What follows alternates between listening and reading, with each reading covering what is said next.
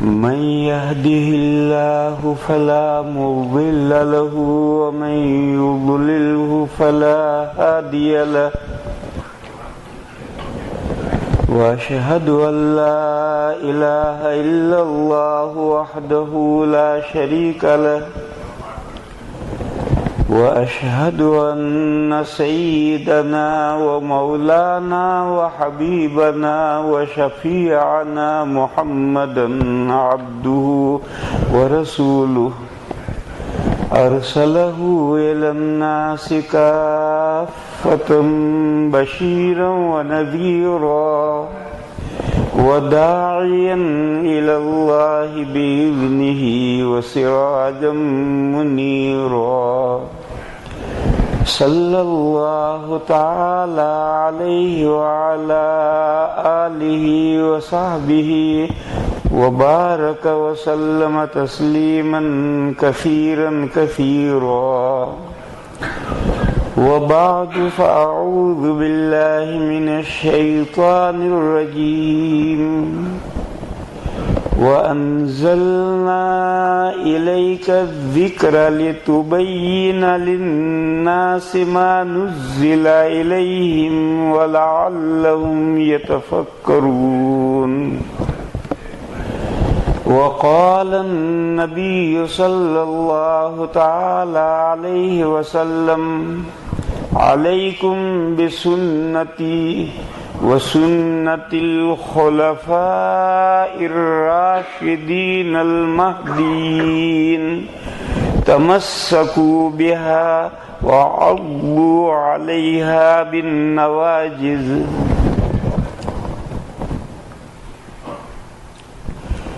معزز بھائیوں اور بہنوں،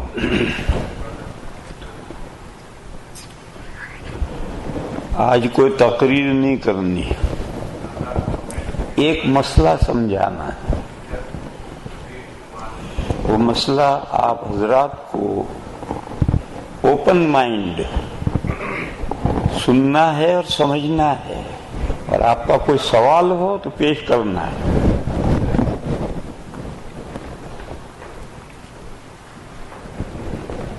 اور یہ مسئلہ مجھے پچھلے شہر میں جہاں میں ٹھہرا ہوا تھا وہاں یہ بات مجھ سے پوچھی گئی تھی، تھوڑا سا وقت تھا تو میں نے مختصر طریقے پر سمجھایا تھا، تو وہاں کے لوگوں کی بھی خواہش یہ ہوئی، ہمارے دوستوں کی بھی رائے یہ ہوئی کہ اس مسئلے کو تھوڑا تفصیل سے سمجھایا جائے۔ آپ حضرات جانتے ہیں مسلمانوں میں ایک فرقہ ہے جو اپنے آپ کو کہتا ہم اہل القرآن ہیں، اہل قرآن ہیں۔ آپ حضرات جانتے ہیں، آپ کے ملک میں بھی ہوں گے، ورنہ پاکستان میں بہت ہیں، انڈیا میں بہت ہیں۔ ایک دوسرا فرقہ ہے جو کہتا ہے ہم اہل الحدیث ہیں، پھر وہ اہل الحدیث کے ساتھ سلفی بھی کہتے ہیں۔ اہل الحدیث اور سلفی ایک چیز، ایک فرقہ ہے جو کہتا اہل الحدیث ہے، اور مسلمانوں کی میجورٹی یہ کہتی ہے ہم اہل السنہ والجماعہ ہیں، ہم سب اہل السنہ والجماعہ ہیں۔ قرآن میں اور حدیث میں کیا فرق ہے وہ آج نہیں بیان کرنا، اور سبھی لوگ جانتے ہیں۔ حدیث میں اور سنت میں کیا فرق ہے یہ آج کی گفتگو کا موضوع ہے۔ دونوں میں فرق سمجھانا ہے۔ اگر کوئی یہ آپ کے سامنے رکھے گا حدیث اور سنت ایک ہے تو یہ رونگ ہے۔ اگر بھئی ایک ہیں تو یہ کہتا ہے کہ میں اہل حدیث ہوں، یہ کہتا ہے میں اہل حدیث نہیں، میں اہل سنہ والجماعہ ہوں۔ تو حدیث اور سنت میں کوئی فرق ہے جبھی تو دو نام ہوئے۔ ایک کہتا ہے میں اہل قرآن ہوں، دوسرا کہتا ہے میں اہل حدیث ہوں۔ تو قرآن اور حدیث میں کوئی فرق ہے جبھی تو یہ دو فرقے اور دو نام ہوئے۔ اگر قرآن اور سنت حدیث ایک ہیں تو دو نام کیسے ہو جائیں گے؟ ایسے ہی حدیث اور سنت ایک ہیں تو دو نام کیسے ہو جائیں گے؟ ایک جماعت کہتی ہے ہم اہل حدیث ہیں، دوسری جماعت محمد کی میجورٹی کہتی ہے ہم اہل حدیث نہیں، اہل السنہ والجماعہ، سنت کے یہ کہتے ہیں ہم قرآن کے ماننے والے ہیں، یہ کہتے ہیں ہم حدیث کے ماننے والے ہیں، یہ کہتے ہیں ہم سنت اور امت کے اجماع کو ماننے والے ہیں۔ بس یہ موٹی سی دلیل ہے اس بات کی کہ اگر آپ سے کوئی کہے کہ حدیث اور سنت ایک ہیں تو یہ بات غلط ہے، اگر دونوں ایک ہیں تو یہ دو نام الگ الگ کیسے ہو گئے؟ یہ اپنے آپ کو اہل سنہ نہیں کہتے، اہل سنہ والجماعہ نہیں کہتے، یہ اپنے آپ کو اہل الحدیث نہیں کہتے۔ معلوم ہے حدیث اور سنت میں کوئی فرق ہے، بس حدیث اور سنت کا وہی فرق سمجھانا آج کی گفتگو کا موضوع ہے۔ میرے بھائیوں، حدیث تین چیزوں کا نام ہے، اور آپ کا جی چاہے تو ایک چوتھی چیز بھی ملا لو، چار چیزوں کا نام حدیث ہے۔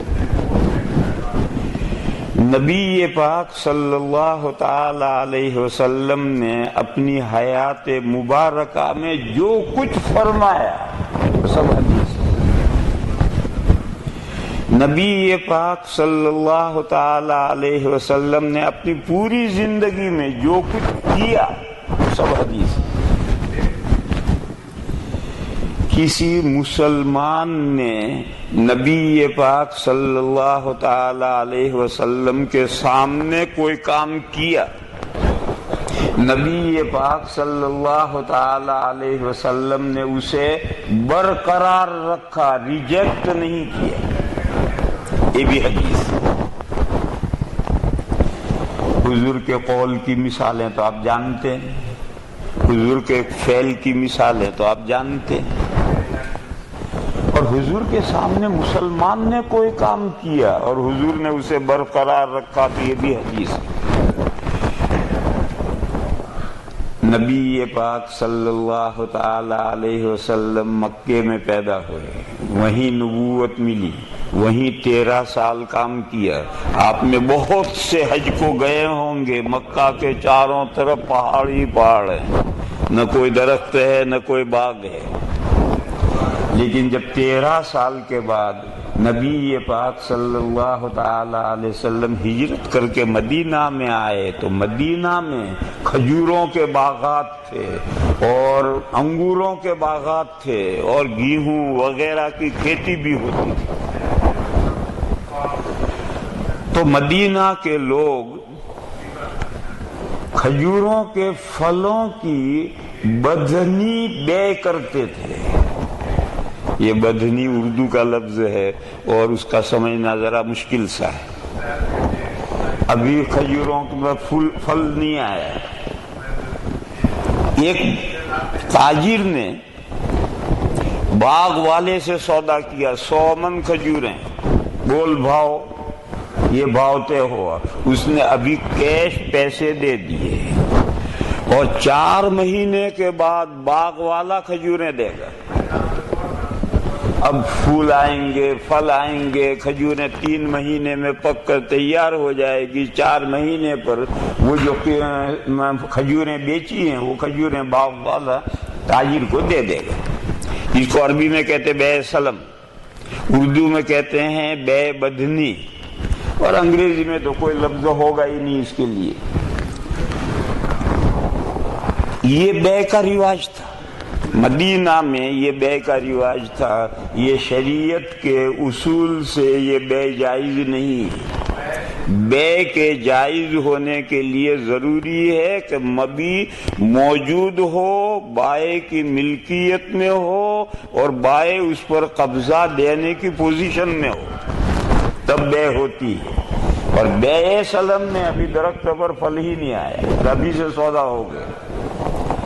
یہ جو بے سلم ہے، یہ اسلام کے جو لین دین کے بے کے جو اصول ہیں، پرنسپلز ہیں، اس کی روح سے یہ بے درست نہیں ہے۔ مگر حضور مدینہ میں تشریف لائے اور مدینہ میں صحابہ پہلے سے زمانے جاہلیت سے یہ بے کرتے تھے، نبی پاک صلی اللہ علیہ وسلم نے اس کو منع نہیں کیا بلکہ برقرار رکھا، اور اس کے لیے شرائط بڑھائی کہ جو بیع سلم کرے تو یہ چیزیں متعین ہو جانی چاہیے تاکہ آگے جھگڑا نہ ہو۔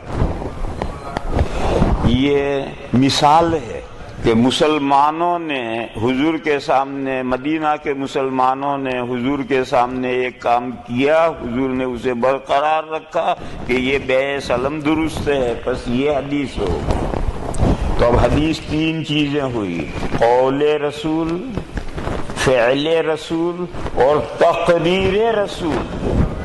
نبی پاک صلی اللہ علیہ وسلم کا ارشاد ہے، نبی پاک صلی اللہ علیہ وسلم کے کیے ہوئے کام، اور نبی پاک صلی اللہ تعالی علیہ وسلم نے جو باتیں برقرار رکھی۔ اور اگر آپ چاہیں تو چوتھی چیز ملا دیں، وہ ہیں نبی پاک صلی اللہ تعالی علیہ وسلم کا سراپا، حضور کے سر سے لے کر پیر تک کے احوال، کہ حضور کے بال ایسے تھے، داڑھی ایسی تھی، سینہ ایسا تھا، انگلیاں ایسی تھی، پیر ایسے تھے، یہ سب حدیث۔ اور نبی پاک صلی اللہ تعالی علیہ وسلم کے اندرونی احوال یعنی اخلاق، مورل، کہ حضور کی یہ عادت شریفہ تھی، یہ اخلاق تھا، یہ ہیبٹ تھی، یہ طریقہ تھا، یہ سب حدیثیں ہیں۔ حدیثیں ان تین یا چار چیزوں کا نام ہے۔ اور سنت لفظ قرآن میں بھی استعمال ہوا ہے، حدیثوں میں بھی استعمال ہوا ہے، فقہ میں بھی استعمال ہوتا ہے، اور تینوں جگہ معنی الگ الگ ہے۔ فقہ میں احکام کے درجے ہیں: فرض، واجب، سنت، مستحب، مباح، یہ 5 درجے ہیں۔ شریعت میں کچھ احکام کمپلسری ہیں، فرض ہیں، کچھ اس سے ذرا نیچے ہیں، وہ واجب کہلاتے ہیں، کچھ اور اس سے نیچے کے احکام ہیں، وہ سنت کہلاتے ہیں۔ پھر سنت میں سنت مؤکدہ اور سنت غیر مؤکدہ، پھر اور اس سے نیچے احکام ہے، وہ مستحب کہلاتے ہیں، پھر اور اس سے نیچے احکام ہیں مباح۔ تو احکام کی جو کیٹیگری ہے اس میں ایک درجہ سنت کا آتا ہے۔ فقہ میں تو سنت کے معنی ہے۔ اور قرآن کریم میں جگہ جگہ لفظ سنت استعمال کیا گیا ہے، اور وہ اللہ کا جو قانون فطرت ہے، لا آف نیچر، اس کو سنت کہا گیا ہے۔ سنت اللہ ولن تجد لسنت اللہ تبدیلا، اللہ کا یہ لا آف نیچر ہے، اور اللہ کا جو قانون فطرت ہے وہ کبھی بدلتا نہیں ہے۔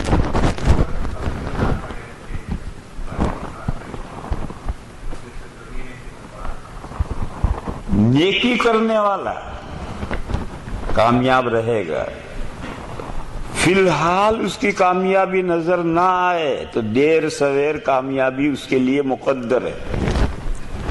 برائی کرنے والا ناکام رہے گا، فی الحال ایک دم اس کی ناکامی نظر نہ آئے تو دیر سویر وہ ناکام وہ رہے گا۔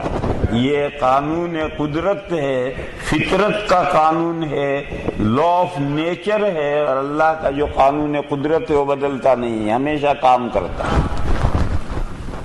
تو قرآن کریم میں اس معنی میں آیا ہے، اور احادیث شریفہ میں سنت کے معنی ہے الطریقۃ المسلوکۃ فی الدین، دینی راہ، وہ پاتھ، وہ راستہ جس پر مسلمانوں کو چلنا ہے۔ حدیثوں میں اس معنی میں لفظ آیا ہے۔ ابھی میں نے حدیث پڑھی، نبی پاک صلی اللہ تعالی علیہ وسلم نے فرمایا علیکم بسنتی، میرا طریقہ لازم پکڑو. سنت لفظ علیکم بسنتی، میرا طریقہ لازم پکڑو، اور میرے بعد میرے جانشین، میری جگہ پر بیٹھنے والے، اسی کو خلیفہ کہتے ہیں، خلیفہ کی جمع خلفاء. میرے بعد جو میرے جانشین آئیں گے ان کا طریقہ لازم پکڑو. وسنت الخلفاء،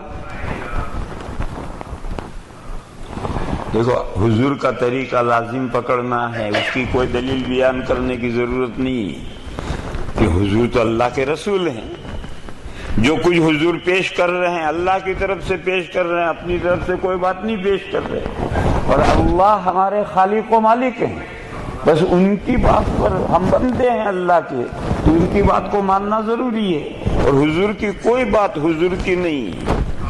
وما ينطق عن الهوى ان هو الا وحی یوحى. نبی پاک صلی اللہ تعالی علیہ وسلم جو کچھ فرماتے ہیں وہ اللہ کی طرف سے فرماتے ہیں.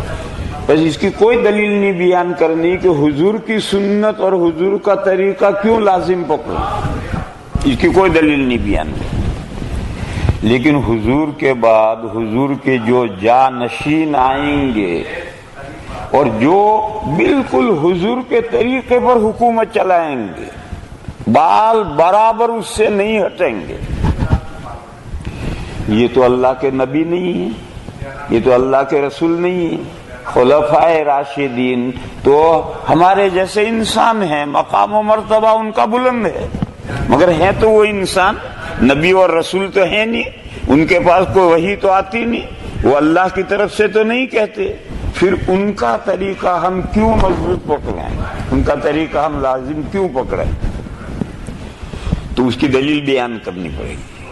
نبی پاک صلی اللہ علیہ وسلم نے فرمایا کہ ان میں دو باتیں ہوں گی جو دوسروں میں نہیں ہوں گی، اس لیے ان کا طریقہ لازم پکڑنا. ایک وہ راشد ہوں گے. راشد کے لفظ راشد کے معنی ہیں راہ یاب، راستہ پانے والے. جب وہ راستہ پانے والے ہیں تو جہاں لے جائیں گے وہ صحیح راستے پر لے جائیں گے. ایک آدمی کہتا ہے راستہ جانتا ہے، اس سے کہا بھلا ان کا میرا فالو کرو، تو ہم اس کا فالو کریں گے، منزل پر پہنچیں گے، کیونکہ وہ راہ یاب ہے، راستہ جاننے والا ہے. تو حضور نے فرمایا میرے بعد جو میرے خلفاء آئیں گے وہ راشد ہوں گے، راہ یاب ہوں گے. دوسری بات وہ مہدی ہوں گے. مہدی کے معنی ہدایت مآب. یہ مآب لفظ اردو کا ہے، آپ حضرات اس لفظ کو نہیں جلدی سے سمجھیں گے. پرانے زمانے میں جب نواب ہوتے تھے تو ایک لفظ ہوتا تھا عزت مآب، یعنی وہ بندہ جس کے 7 پشتوں سے نوابی آ رہی ہے، حکومت آ رہی ہے، عزت اس کے گھر کی لونڈیا ہے. مآب کے معنی یہ ہے. تو ہدایت مآب یعنی ہدایت ان کی گھٹی میں پڑی ہوئی ہوگی. اور جب ایسے بندے ہیں وہ حضور کے بعد جو حضور کے قائم مقام آئیں گے، وہ جب ایسے بندے ہیں کہ ہدایت ان کی گھٹی میں پڑی ہوئی ہے، تو ان کا فالو کرنے میں کیا حرج ہے؟ وہ تھوڑے گمراہ کریں گے. تو وہ راہ یاب ہیں، اور راہ یاب سے اوپر کی ڈگری ہے، وہ ہدایت مآب ہیں، ہدایت ان کی گھٹی میں پڑی ہوئی ہے. لہذا وہ جس راستے پر تمہیں ڈالیں گے وہ راستہ صحیح ہوگا، وہ غلط راستے پر تمہیں نہیں لے جائیں گے. لہذا میری سنت کو لازم پکڑو، اور میرے بعد جو میرے جانشین آئیں گے جو یہ راہ یاب ہدایت مآب ہوں گے ان کے راستے کو مضبوط پکڑو. پھر اور تاکید فرمائے تمسکو بہا، میرے خلفائے راشدین کی سنت کو ہاتھوں سے مضبوط پکڑو.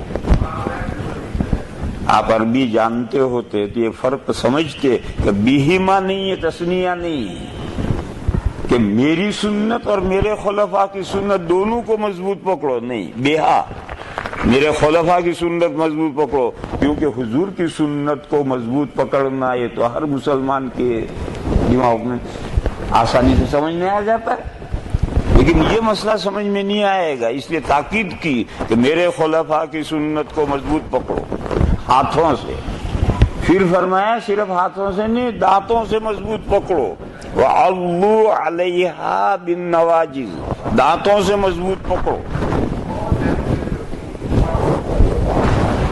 اس حدیث شریف سے مجھے تو صرف یہ سمجھانا ہے کہ حدیثوں میں سنت کے یہ معنی ہے، سنت کے معنی طریقہ۔ دوسری حدیث سنو، نبی پاک صلی اللہ علیہ وسلم نے فرمایا من احیا سنتی عند فساد امتی فلہ اجر کذا، جو میرا طریقہ زندہ کرے اس طریقہ کے مر جانے کے بعد، ایک سنت ہے جو امت میں سے ختم ہو گئی، میری اس سنت کو جو زندہ کرے اس کو اتنے شہیدوں کا ثواب ملے گا۔ تو اس حدیث میں بھی لفظ سنتی ہے، من احیا سنتی، جو میرے طریقے کو زندہ کرے۔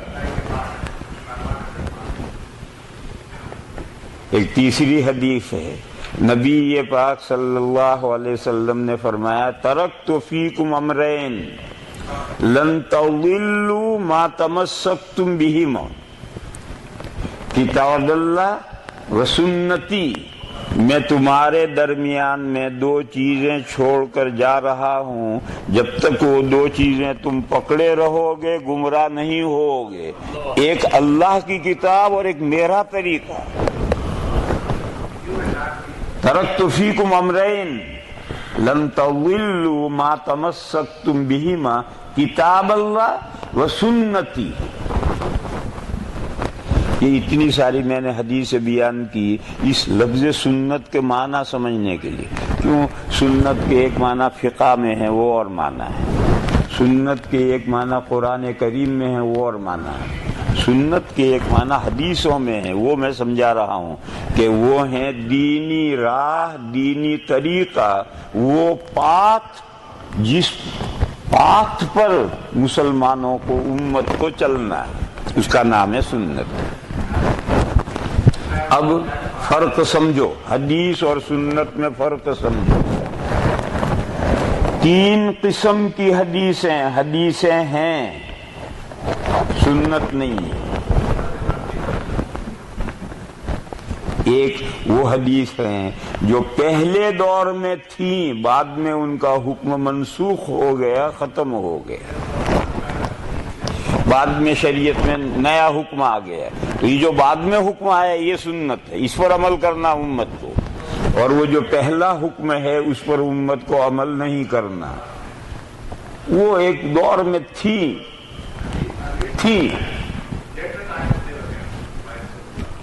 بہت مثالیں ہیں اس کی۔ شروع اسلام میں یہ حکم تھا کہ اگر کوئی آدمی وضو سے ہے، باوضو ہے، اور پھر اس نے آگ پر پکی ہوئی کوئی چیز کھائی یا پی تو وضو ٹوٹ گئی۔ آگ پر پکی ہوئی چیز کھانے سے یا پینے سے وضو ٹوٹ گئی۔ اب اگر آپ کو نماز پڑھنی ہے، نئی وضو کیجیے اور نماز پڑھیے۔ بخاری شریف میں حدیث ہے توضؤ مما مست النار، آگ پر پکی ہوئی چیز کھانے پینے کے بعد میں اگر تمہیں نماز پڑھنی ہے تو نئی وضو کر کے نماز پڑھو، بخاری شریف میں یہ حدیث ہے۔ مگر یہ مسئلہ دور اول کا تھا، پہلے زمانے میں یہ مسئلہ تھا، بعد میں یہ حکم ختم ہو گیا۔ اور اب جیسا کہ آپ حضرات جانتے ہیں کہ نبی پاک صلی اللہ تعالی علیہ وسلم، خلفائے راشدین، صحابہ آگ پر پکی ہوئی چیز کھاتے پیتے تھے، پھر وضو کیے بغیر نماز پڑھتے تھے، پڑھاتے تھے۔ لہذا یہ جو حضور کا بعد کا عمل ہے وضو کیے بغیر نماز حضور پڑھتے تھے، پڑھاتے تھے، یہ حدیث سنت ہے، اور وہ پہلی حدیث صرف حدیث ہے۔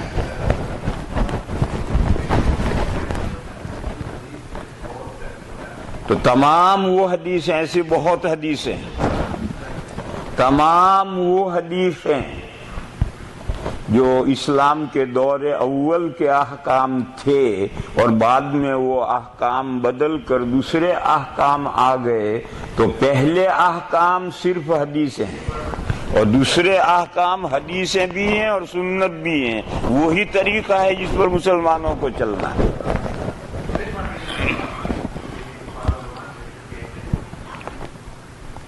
دوسرے وہ احکام جو نبی پاک صلی اللہ تعالی علیہ وسلم کے ساتھ خاص تھے،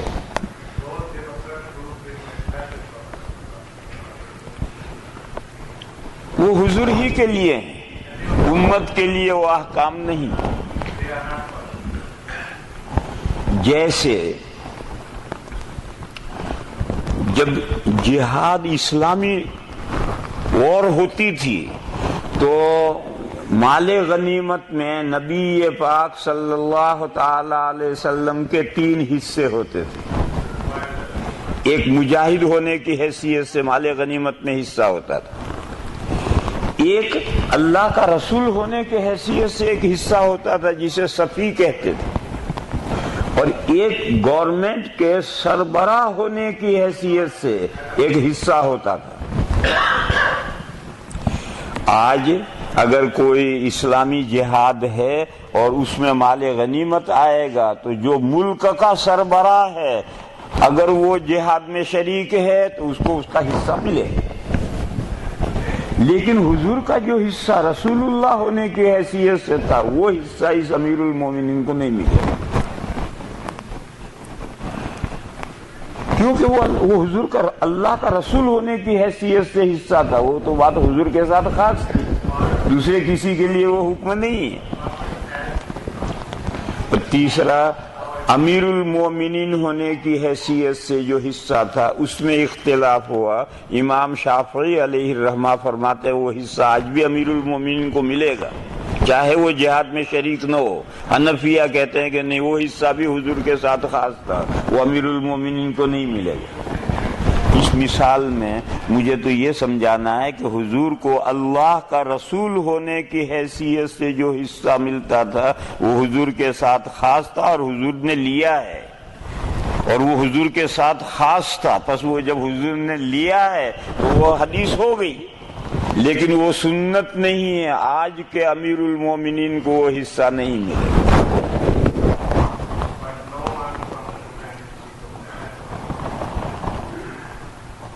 تو 2 چیزیں، ایک دور اول کا حکم تھا، وہ حدیثیں آج بھی ہیں مگر وہ سنت نہیں ہے، سنت بعد میں جو احکام آئے وہ سنت۔ دوسرے، جو احکام حضور کے ساتھ خاص تھے وہ حدیثیں ہیں مگر وہ سنت نہیں ہے، اس پر عمل نہیں ہوگا۔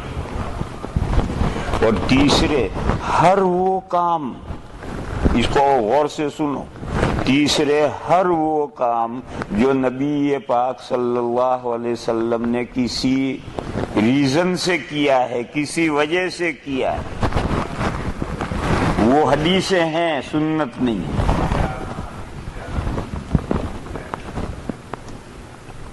اس کی بہت مثالیں ہیں۔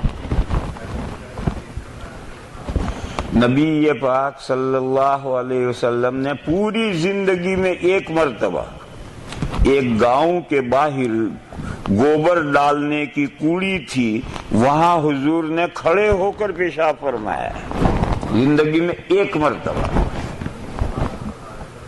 یہ مسئلے کی وضاحت کے لیے، یہ مسئلے کی وضاحت کے لیے ہے۔ بعض مرتبہ احوال ایسے ہوتے ہیں بیماری کی وجہ سے یا جگہ صحیح نہیں ہے اور بیٹھ کر پیشاب کرنے کی کوئی شکل نہیں ہے، تو اس موقع پر کھڑے ہو کر پیشاب کرنا چاہیے۔ یہ مسئلہ حضور نے عمل کر کے ایک مرتبہ اس کو سمجھا دیا۔ دیکھو، جزیرۃ العرب میں جگہ کی کوئی کمی نہیں تھی، یہ یہ قوم کی کوڑی پر جا کر کیوں کیا؟ یہ ایک مثال فار ایگزامپل کہ ایسی گندی جگہ ہے جہاں بیٹھنے کی کوئی شکل اور صورت ہی نہیں ہے اور دوسری کوئی جگہ ہی نہیں ہے، تو پھر کیا کرے گا؟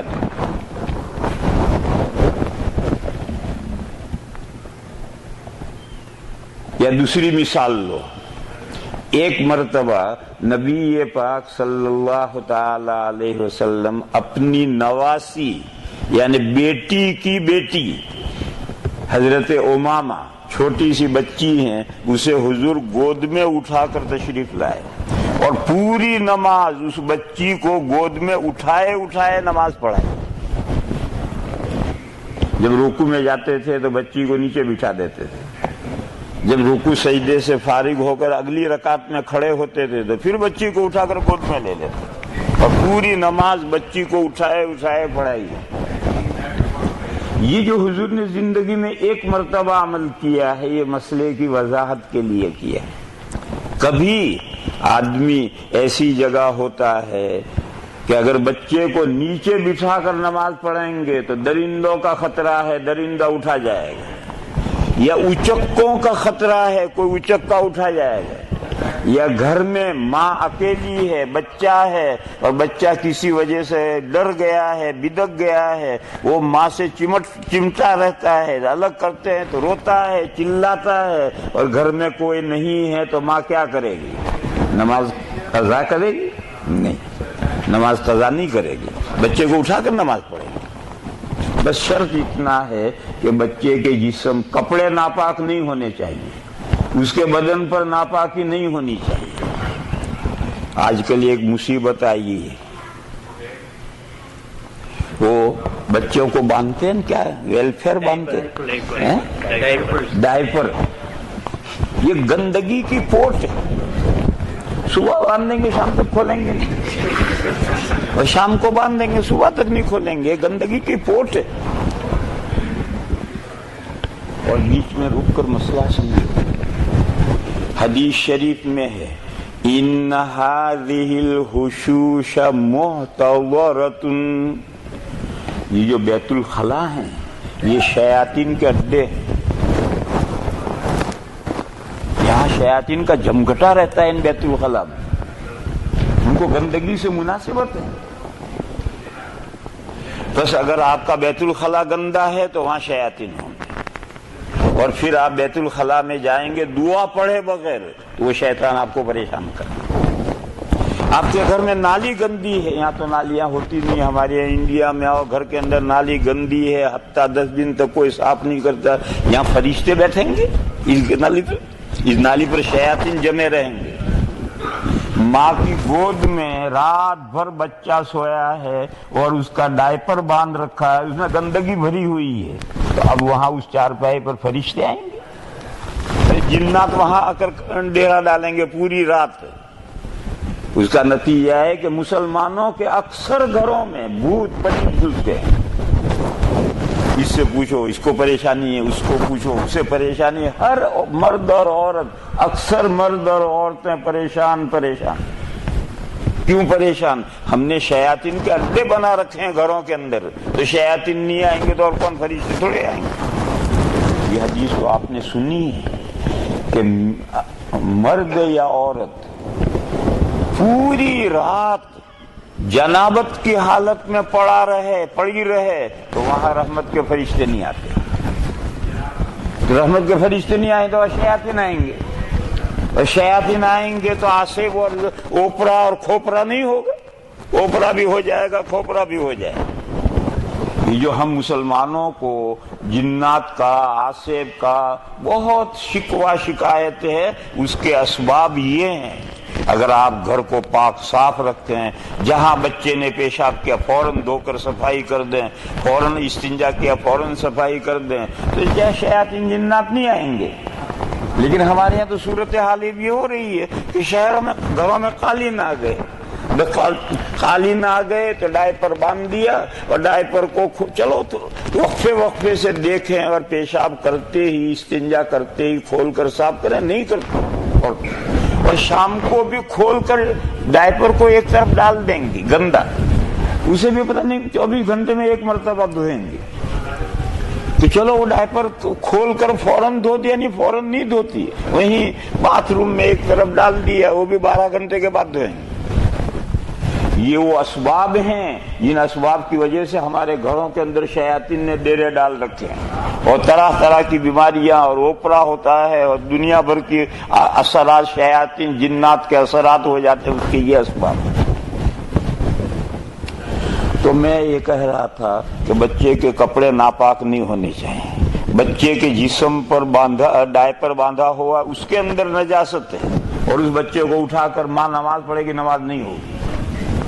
لیکن بچے کے کپڑے پاک ہیں، اس کے جسم پر کوئی ناپاکی نہیں ہے، تو پھر ماں نماز قضا نہیں کرے گی، اس بچے کو گود میں اٹھا کر نماز پڑھے گی۔ تو نبی پاک صلی اللہ تعالی علیہ وسلم نے ایک بہترین حل بتلا دیا کہ اگر آپ جنگل میں ایسی جگہ ہیں جہاں درندے کا خطرہ ہے، آپ کسی ایسی جگہ پر ہیں جہاں اچکوں کا، بچوں کو اچک لے جانے والے ہوتے ہیں، اچک کی ان کا خطرہ ہے، گھر میں ماں ہے اور بچے کو رکھنے والا کوئی نہیں ہے، اور بچہ کسی وجہ سے ماں سے جدا نہیں ہوتا، تو ان تمام احوال میں بچے کو گود میں لے کر نماز پڑھی جائے گی۔ نیچے مت رکھو، درندہ لے جائے گا، نیچے مت رکھو، اچک کا لے جائے گا، نماز قضا معاف نہ کرے، بچے کو اٹھا کر نماز پڑھے۔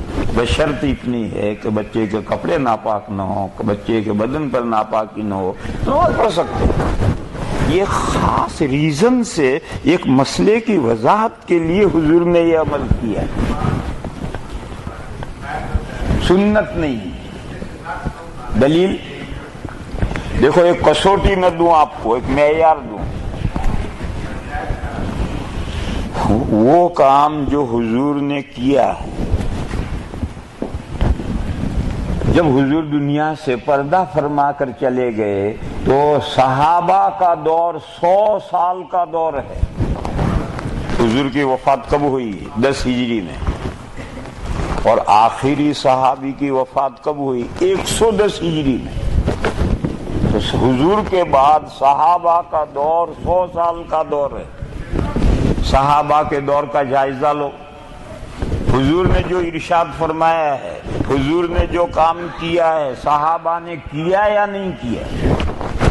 صحابہ نے کیا تو سنت ہے، صحابہ نے نہیں کیا تو سنت نہیں ہے، وہ کسی وجہ سے، ریزن سے حضور نے وہ کام کیا۔ بہت موٹی سی قصور، صحابہ کا دور دیکھ لو 100 سال کا، کسی ایک صحابی نے 100 سال میں، کسی ایک صحابی نے بھی کھڑے ہو کر پیشاب نہیں کیا۔ تو اگر یہ سنت تھی تو کیا سنت کے عاشق آج ہم ہیں یا صحابہ عاشق تھے؟ اس حد سنت پر صحابہ کو سب سے پہلے عمل کرنا چاہیے تھا، لیکن 100 سال میں ایک مثال بھی نہیں ہے کہ کسی صحابی نے کھڑے ہو کر پیشاب کیا ہو۔ معلوم ہوا حضور نے جو ایک مرتبہ کیا ہے وہ کسی خاص وجہ سے، بس وہ حدیث تو ہے مگر سنت نہیں ہے۔ حضرت عائشہ صدیقہ رضی اللہ تعالی عنہا فرماتی ہیں، من حدثکم ان النبی صلی اللہ علیہ وسلم کان یبول قائما فلا تصدقوا ما کان یبول الا قائدا۔ اگر تم سے کوئی بیان کرے کہ نبی پاک صلی اللہ تعالی علیہ وسلم کھڑے ہو کر پیشاب کیا کرتے تھے تو ہرگز نہ ماننا۔ نبی پاک صلی اللہ تعالی علیہ وسلم ہمیشہ بیٹھ کر ہی پیشاب فرماتے۔ حضرت عائشہ فرماتی ہیں، حضرت عائشہ حضور کے اس عمل کو نہیں جانتی ہیں، پھر یہ ارشاد فرما رہی ہیں۔ کیوں؟ اسلامی تہذیب، اسلامی کلچر، اسلامی سویلائزیشن، اس تہذیب میں بیٹھ کر پیشاب کرنا ہی سنت ہے۔ اور یہ حضور کا عمل ایک مرتبہ کیا ہوا، اس کا ریزن ہے، اس کی وجہ ہے، اور وہ وجہ اگر پائی جائے گی تو آج بھی کھڑے ہو کر پیشاب کر سکتے ہیں جب گزرے۔ میں سورت سے گھر آ رہا تھا احمد آباد، بس بدلنی تھی مجھے، میں بس سے اترا، زور کا پیشاب لگ رہا، اگلی بس تیار کھڑی ہے، پیشاب کرنے کے لیے گیا تو وہی کھڑے ہو کر پیشاب کرنے کی جو جگہ وہی بنی ہے، اور نیچے سے پانی اور گندا اور کیچ، اور پورا بس اسٹینڈ ان لوگوں سے بھرا پڑا، کہاں پیشاب کریں، اور تو کوئی جگہ ہے ہی نہیں، تو اب ایسی صورت میں کیا کریں گے؟ میں نے وہیں کھڑے ہو کر پیشاب کیا۔ ایسے ہی موقعوں کے لیے حضور کا یہ عمل ہے، بس یہ ایک مسئلے کی خاص صورت ہے، جواز کی سنت نہیں ہے کہ ہر آدمی اسی طرح سے عمل کرنے لگے، یہ سنت نہیں۔ اور مثال لو، نبی پاک صلی اللہ تعالی علیہ وسلم کی زندگی میں 2 واقعے پیش آئے ہیں۔ حضور اپنی بیوی صاحبہ حضرت عائشہ کے ساتھ میاں بیوی لیٹے ہیں، حضور اپنی بیوی صاحبہ حضرت ام سلمہ کے ساتھ لیٹے ہوئے ہیں آدھی رات میں۔ یہ الگ الگ 2 واقعے ہیں۔ آدھی رات میں پیریڈ شروع ہو گئے، تو ایسے موقع پر عورتیں اٹھتی ہیں، اپنے خاص پیریڈ کے کپڑے جسم پر باندھتی ہیں، تو حضور نے پوچھا کیا انفستی، تمہیں پیریڈ شروع ہو گیا؟ انہوں نے کہا۔ حضور نے فرمایا کپڑے باندھ کر، لنگی باندھ کر، اس زمانے میں عورتیں لنگی پہنتی تھی، اور لنگی باندھ کر میرے ساتھ آ کر لیٹ جاؤ۔ یہ صرف 2 بیویوں کے ساتھ زندگی میں ایک مرتبہ واقعہ پیش آیا ہے، مگر یہ سنت نہیں ہے، یہ حضور نے عمل کیا ہے قرآن کریم کی ایک آیت کی تفسیر کرنے کے لیے۔ قرآن کریم میں ہے کہ جس زمانے میں پیریڈ کے زمانے میں بیوی کے نزدیک مت جاؤ جب تک وہ پاک نہ ہو جائے۔ یسألونک عن المحیض قل هو اذی فاعتزلوا النساء فی المحیض ولا تقربوهن حتی یطہرن۔ یہ آیت ہے سورہ بقرہ میں کہ پیریڈ کے زمانے میں بیوی کے نزدیک مت جاؤ، جب تک وہ پاک نہ ہو جائیں ان کے نزدیک مت جاؤ۔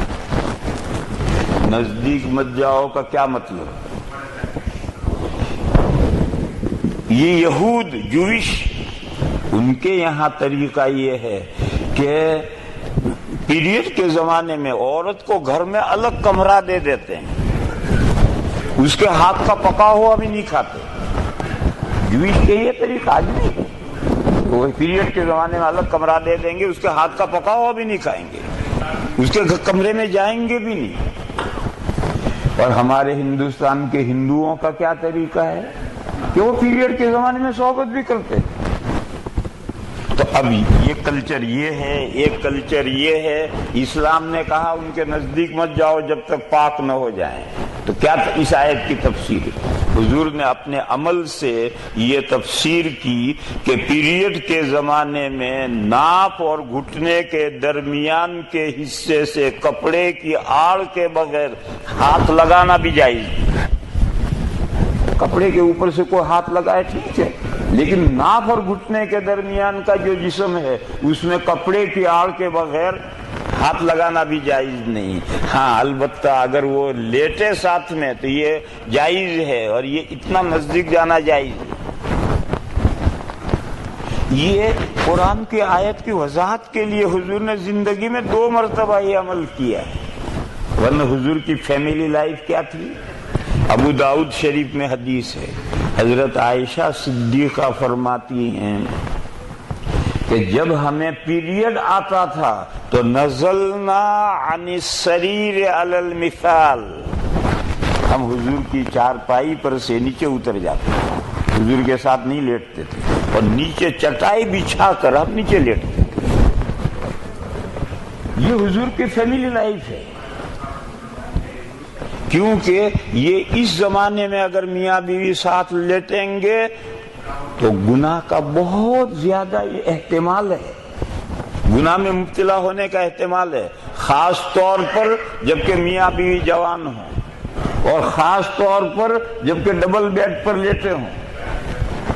یہ ڈبل بیڈ بھی ایک مصیبت ہے، جو آپ لوگوں کے یہاں یہ ڈبل بیڈ ایک مصیبت ہے، اور یہ گناہ میں مبتلا کرنے کا یہ ذریعہ ہے ڈبل بیڈ۔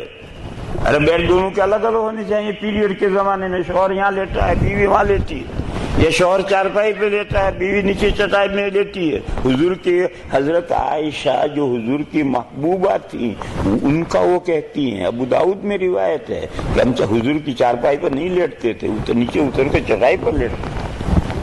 پھر یہ جو حضور کی زندگی میں 2 واقعے پیش آئے ہیں وہ آیت کریمہ کی تفسیر کے لیے ہیں. چنانچہ صحابہ کے پورے 100 سالہ دور میں آپ پڑھ جائیے، کسی صحابی نے پیریڈ کے زمانے میں بیوی کو اپنے ساتھ نہیں لٹایا. تو اگر یہ سنت تھی، حضور کا یہ عمل سنت تھا، تو صحابہ نے کیوں نہیں عمل کیا اس پر؟ ارے یہ عمل تو انسان کو گناہ میں مبتلا کرے گا. اور حضور اللہ کے دین کی قرآن کو سمجھانا یہ حضور کی ذمہ داری تھی. دیکھو میں نے ابھی آیت پڑھی تھی سورہ نحل کی آیت، وَأَنزَلْنَا إِلَيْكَ الذِّكْرَ، اور اتارا ہم نے آپ کی طرف قرآن، لِتُبَيِّنَ لِلنَّاسِ مَا نُزِّلَ إِلَيْهِمْ، تاکہ آپ کھول کر سمجھائیں لوگوں کو وہ قرآن جو لوگوں کی طرف اتارا. یہ قرآن تمام لوگوں کی طرف اتارا گیا ہے، لیکن وایا رسول اللہ اتارا گیا ہے، ڈائریکٹ ہمارے پاس نہیں آیا. ہمارے پاس بارش ڈائریکٹ آتی ہے، ہمارے پاس ہوا براہ راست پہنچتی ہے، ہمارے پاس ہیلتھ بلا واسطہ آتی ہے، لیکن قرآن ہماری طرف اتارا گیا وایا رسول اللہ. یہ وایا رسول اللہ کیوں ہے؟ قرآن حضور لوگوں کو پہنچائیں گے اور لوگوں کو کھول کر سمجھائیں گے. اگر ڈائریکٹ آئے گا قرآن کریم تو سمجھائے گا کون اسے؟ دیکھو یہاں رک کر کے ایک بہت اہم نکتہ سمجھو. اگر ہر بندہ پڑھا لکھا بے پڑھا قرآن کریم کو ڈائریکٹ اس کے تمام حقائق و دقائق اور اس کے مسائل سمجھ سکتا، تو جیسے ہوا ڈائریکٹ آتی ہے، بارش ڈائریکٹ برستی ہے، قرآن بھی ہر ایک کے پاس پہنچ جاتا. وایا رسول اللہ بھیجنے کی کوئی ضرورت نہیں تھی، لیکن قرآن کہتا ہے کہ ہم نے آپ کے وایا یہ قرآن اس لیے بھیجا ہے کہ لِتُبَيِّنَ لِلنَّاسِ مَا نُزِّلَ إِلَيْهِمْ، تاکہ کھول کر سمجھائیں آپ لوگوں کو وہ قرآن جو لوگوں کی طرف اتارا گیا ہے. چنانچہ حضور نے کھول کر صحابہ کو سمجھایا، صحابہ نے تابعین کو سمجھایا، تابعین نے تبع تابعین کو سمجھایا، اور اسی طرح سے یہ سلسلہ چلتا چلتا 15ویں صدی میں ہم تک پہنچا. آج بھی قرآن کریم کے سمجھنے کا صحیح طریقہ وہی ہے جس میں سلف پر اعتماد کیا جائے، اپنے بڑوں سے جو حضور سے ایک سلسلہ وار قرآن سمجھتے ہوئے آ رہے ہیں اس طریقے پر سمجھا جائے، یہی سمجھنا معتبر ہے. اس زمانے میں کچھ نئے لوگ پیدا ہو گئے ہیں جو کہتے ہیں کہ قرآن سمجھنے کے لیے کسی کی کوئی پیروی ضروری نہیں ہے، ہم عربی جانتے ہیں تو ہم ڈائریکٹ سمجھ سکتے ہیں، اور عربی نہیں جانتے تو انگلش ٹرانسلیشن ہو چکے ہیں، وہ ترجمے انگریزی پڑھیں گے اور قرآن ڈائریکٹ سمجھیں گے. میرے بھائیو یہ گمراہی کا راستہ ہے.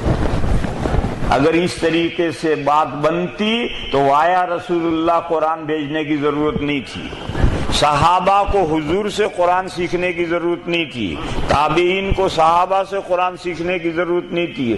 آج یہ تمام مدارس عربیہ اسلامیہ ہیں، ان میں جو قرآن کریم تفسیروں کی مدد سے پڑھائے جاتے ہیں کہ 1400 سال تک امت قرآن کو کیا سمجھتی چلی آ رہی، اس کی ضرورت ہی نہیں تھی. اور اپنے خیال پر اگر بات چلے گی تو یہ جو قادیانی ہیں وہ جو خاتم النبیین کی آیت ہے اس کی اپنی منمانی تفسیر کرتے جو 1400 سال سے امت جانتی نہیں تھی.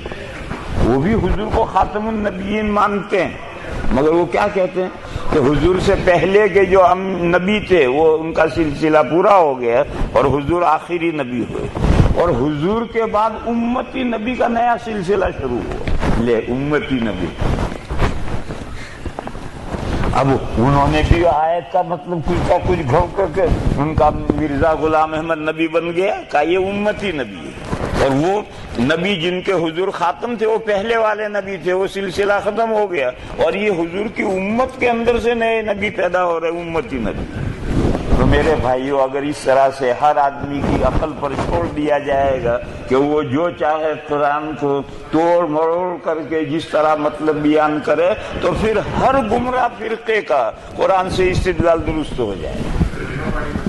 اس لیے میرے بھائیو، قرآن فہمی میں اعتماد کرنا ہے حضور پر۔ حضور کے وایا قرآن آیا ہی اس لیے ہے، صحابہ سے زیادہ ذہین کوئی نہیں ہوا، مگر صحابہ بھی اس کے محتاج تھے کہ وہ قرآن کریم کو حضور سے سمجھیں، اور جو حضور نے سمجھایا اسی کو، وہی مطلب قرآن کا صحیح ہے۔ پھر صحابہ سے تابعین نے سمجھا، ان سے تبع تابعین نے سمجھا، یہ سلسلہ 1400 سال تک چلتا چلتا آج ہم تک پہنچ۔ میرے بھائیو، ہمارے امام صاحب نے دیوبند کا تذکرہ کیا تھا، تو میں چھوٹی سی بات دیوبند کے تعلق سے بیان کر دوں۔ آپ میں سے بہت سے حضرات یہ جانتے ہی نہیں ہوں گے کہ یہ دیوبند اور دیوبندی اور دیوبندیت کس پرندے کا نام ہے، اس لیے میں اسے سمجھاؤں۔ دیکھو، دیوبندیت کوئی چیز نہیں،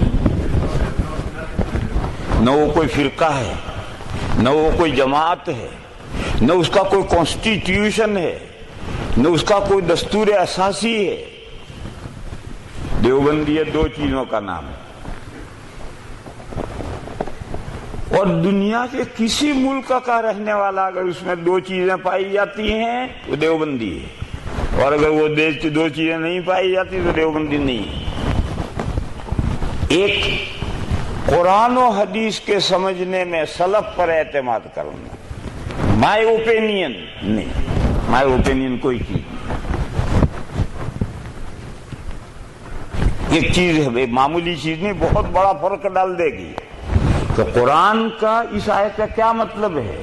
جاؤ پیچھے لوٹو، حضور تک پہنچو، اگر حضور نے سمجھایا ہے سر آنکھوں پر، اور کسی بات کا مطلب حضور نے نہیں سمجھایا تو صحابہ نے سمجھایا ہے، نہیں صحابہ نے سمجھایا سر آنکھوں پر، صحابہ نے نہیں سمجھایا، تابعین نے سمجھایا نہیں سمجھایا، وہ سر آنکھوں پر۔ اوپر سے جو قرآن کریم کے مفاہیم و مطالب چلے آ رہے ہیں اسی کو لینے کا نام ہے دین۔ تو قرآن فہمی میں اور حدیث فہمی میں سلف پر اعتماد کرنا، خود عقل اپنی عقل سے دخل نہ دینا۔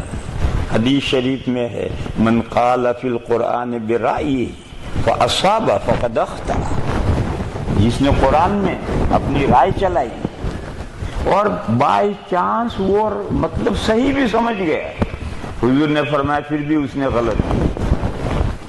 کیوں؟ جس کو یہ عادت پڑ جائے گی، خود اپنی رائے چلانے کی عادت پڑ جائے گی، تو بائی چانس ایک دو جگہ تو صحیح اس نے مطلب پا لیا، لیکن سب جگہ صحیح مطلب پائے ضروری نہیں، دوسری جگہ ٹھوکریں کا ہے۔ لہذا قرآن فہمی اور حدیث فہمی میں سلف پر اعتماد کرنا، قرآن میں اور حدیثوں میں اپنی رائے نہ چلانا، اس کا نام دیوبندیت ہے۔ دیوبند کا کوئی دستور اساسی نہیں، کوئی کانسٹیٹیوشن نہیں، کوئی نہیں، کچھ بھی نہیں، ہمارے پاس کچھ نہیں ہے۔ ہمارے مدرسوں میں، دیوبند کے مدرسوں میں کیا پڑھا جائے؟ دیکھو، دیوبند ایک انڈیا میں شہر ہے، وہاں جو مدرسہ ہے اس کی دنیا میں لاکھوں شاخیں ہیں، لاکھوں شاخیں۔ آپ کے ملک میں بھی یہ جو ادارے ہیں دارالعلوم چل رہے ہیں، وہ دارالعلوم دیوبند کے فضلاء نے جو قائم کیے ہیں، یہ بھی وہی دیوبند ہے، یہ وہی دیوبندیت ہے۔ دیوبندیت کے لیے اس دیوبند میں ادارہ ہے اس میں پڑھنا ضروری نہیں ہے۔ پاکستان کے جتنے ادارے ہیں، بنگلہ دیش کے جتنے ادارے ہیں، یو کے جتنے ادارے ہیں، کینیڈا کے جتنے ادارے ہیں، آپ کے یو ایس اے کے جتنے اہل حق کے ادارے ہیں، یہ سب دیوبند ہیں۔ اور ان دیوبندیت نام کس کا ہے کہ قرآن سمجھنے میں اور حدیث سمجھنے میں آپ اپنی اوپینین نہیں چلائیں گے، سلف پر اعتماد کریں گے۔ 1400 سال پیچھے آپ لوٹیں گے اور حضور تک جائیں گے۔ قرآن حضور کے وایا بھیجا ہی اس لیے گیا ہے کہ قرآن حضور لوگ امت کے سامنے پیش کریں اور اس کا مطلب سمجھائیں۔ بس وہی مطلب معتبر ہے جو اوپر سے چلا آ رہا ہے۔ دوسری چیز، دیوبندیت نام ہے اسلاف کے ساتھ با ادب رہنے، بے ادب گستاخ نہیں۔ کیوں ہم اپنے استاد کے سامنے با ادب ہوں، احترام کریں گے، رسپیکٹ کریں گے تو ہی تو اس کی بات کو لیں گے۔ اور اگر استاد کی کوئی حیثیت ہی ہمارے دماغوں میں نہیں ہوگی تو ہم استاد کو کیوں گھاس ڈالیں گے؟ جو کچھ ہماری سمجھ میں آئے گا وہ کرے گا۔ دیوبندیت نام ہے اس کا کہ سلف کے ساتھ اپنے استاد، استاد کے استاد، تابعین، تبع تابعین، تابعین، صحابہ، یہاں تک سلف۔ حضور سلف میں نہیں آتے، حضور تو ہمارے پیغمبر محمد رسول، لیکن حضور سے نیچے صحابہ سے لے کر ہمارے اساتذہ تک یہ سب سلف ہیں۔ ان سلف کے ساتھ با ادب رہنا، ان کا احترام کرنا، دلوں میں ان کا رسپیکٹ کرنا۔ یہ الگ بات ہے کہ اس کی رائے لی جائے یا نہ لی جائے، یہ الگ بات ہے۔ مثلا ہم حنفی ہیں تو امام اعظم ابو حنیفہ علیہ الرحمہ کی رائے لیتے ہیں، لیکن جتنا رسپیکٹ، احترام ہم امام ابو حنیفہ کا کرتے ہیں اتنا ہی حضرت امام شافعی علیہ الرحمہ کا بھی کرتے ہیں، امام مالک علیہ الرحمہ کا بھی کرتے ہیں، امام سفیان ثوری کا بھی کرتے ہیں، امام عبداللہ ابن المبارک کا بھی کرتے ہیں، امام اوزاعی کا بھی کرتے ہیں۔ جتنے مجتہدین گزرے ہیں سب کے ساتھ ہم با ادب ہیں۔ نہیں، ہم چونکہ فالوورز ہیں امام ابو حنیفہ کے تو ان کی رائےوں کو لے کر عمل کرتے ہیں۔ ایک منہجیت ضروری ہے، ایک ون پاتھ پر چلو، کبھی اس راستے پر، کبھی اس راستے پر، کبھی اس راستے پر، کبھی اس راستے پر۔ یہ دین نہیں ہے، یہ نفسانیت ہو کر رہ جائے۔ تو بہرحال دیوبندیت دوسری چیز ہے سلف کے حق میں با ادب رہنے کا، سلف پر اعتماد کرنے کا، سلف پر کی رائے کو لینے کا۔ ان دو چیزوں کا نام دیوبندیت۔ تو میں میرے بھائیوں میں عرض یہ کر رہا تھا کہ اللہ پاک نے یہ ارشاد فرمایا کہ نزلنا علیک ذکر، ہم نے آپ پر قرآن اس لیے بھیجا ہے تاکہ آپ لوگوں کو کھول کر سمجھائیں کہ قرآن کا کیا مطلب ہے۔ پھر حضور نے جو ارشادات فرمائے اس کا مطلب صحابہ سمجھائیں گے، پھر صحابہ نے جو کچھ ارشاد فرمایا اس کا مطلب تابعین سمجھائیں گے۔ وَلَعَلَّهُمْ يَتَفَكَّرُونَ، اور تاکہ امت بھی قرآن و حدیث میں سوچے، کیونکہ قیامت تک کی یہ تمام ضرورتیں حدیثوں میں نہیں بیان کی گئی، قیامت تک کی تمام ضرورتیں حدیثوں میں نہیں آئی۔ حضور کے زمانے کے جو احوال تھے اسی کا بیان آیا۔ پھر زمانہ آگے بڑھا تو قرآن حدیث میں سے صحابہ نے آگے کی باتیں بیان کی، پھر زمانہ آگے بڑھا، آج 15ویں صدی آئی ہے۔ آج 15ویں صدی میں زمانے کی جو ضرورتیں ہیں اور نئی باتیں آج کے مفتی ان کے قرآن و حدیث میں غور کر کے ان کا مطلب بتاتے ہیں۔ پچھلوں نے بیان کر دیا، اس پر اعتماد کرنا ہے۔ پچھلوں کے زمانے میں وہ بات نہیں تھی، اب نئی بات پیدا ہوئی تو نئی بات کے احکام قرآن و حدیث میں سے آج کا مفتی غور و فکر کر کے بیان کرے۔ تو میں اس آیت کریمہ کی روشنی میں یہ بتاتا ہے کہ حضور کی یہ ذمہ داری تھی قرآن کا بیان کرنا، اور وہ بیان حضور کبھی قول سے کرتے تھے، کبھی فعل سے کرتے تھے۔ بس وہ حدیثیں تو ہیں مگر وہ سنت نہیں ہے۔ یہ سب میں مثالیں دے رہا ہوں اس کی، اور مثال لو۔ بخاری شریف میں ایک روایت ہے، نبی پاک صلی اللہ علیہ وسلم نے فرمایا بین کل اذانین صلاۃ،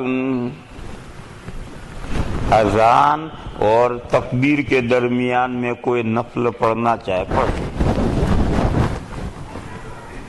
یہ بات حضور نے 3 مرتبہ فرمائی، بین کل اذانین صلاۃ، تیسری مرتبہ میں حضور نے فرمایا لمن شاء بین کل اذانین صلاۃ لمن شاء، اذان اور اقامہ کے درمیان میں کوئی نفلیں پڑھنا چاہے تو پڑھ سکتا ہے۔ دیکھو یہ مسئلے کی وضاحت ہے، یہ مسئلے کی وضاحت ہے۔ مسئلہ کیا ہے؟ جب اذان ہوئی اور مؤذن نے پکارا حی علی الصلاۃ، نماز کے لیے آؤ، وہ کون سی نماز کے لیے بلا رہا ہے؟ نفلیں سنتیں پڑھنے کے لیے بلا رہا ہے؟ نہیں، فرض پڑھنے کے لیے بلا رہا ہے۔ بس اب سوال پیدا ہوگا کہ ہم مسجد میں پہنچ کر سنتیں نفلیں پڑھ سکتے ہیں نہیں پڑھ سکتے؟ تو حضور نے فرمایا پڑھ سکتے ہیں، کیونکہ یہ جو اذان میں بلایا ہے نماز کے لیے آؤ، اس کے بعد سیکنڈ کال پھر ہوگا، تکبیر جس کو کہتے ہیں اقامہ، وہ پھر بلایا جائے گا حی علی الصلاۃ۔ اب جب دوبارہ بلایا حی علی الصلاۃ، اب سنت نفل کی نیت باندھنا جائز نہیں، کیونکہ اب سنت نفل کی نیت باندھتا ہے وہ اللہ کے داعی کی مخالفت کر رہا ہے۔ اللہ کا داعی تو کہتا ہے حی علی الصلاۃ، اور وہ وہاں نفلوں کی سنتوں کی نیت باندھ رہا ہے، کیوں بھی اب نیت کیوں باندھ رہا ہے؟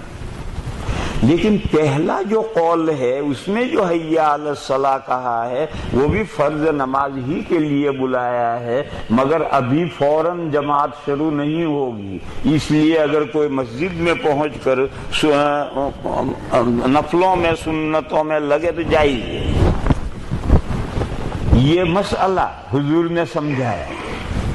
پھر یہ خیال آیا کہ کہیں لوگ اس کو سنت نہ بلانے، مسئلہ سمجھانا ہے، سنت نہیں ہے۔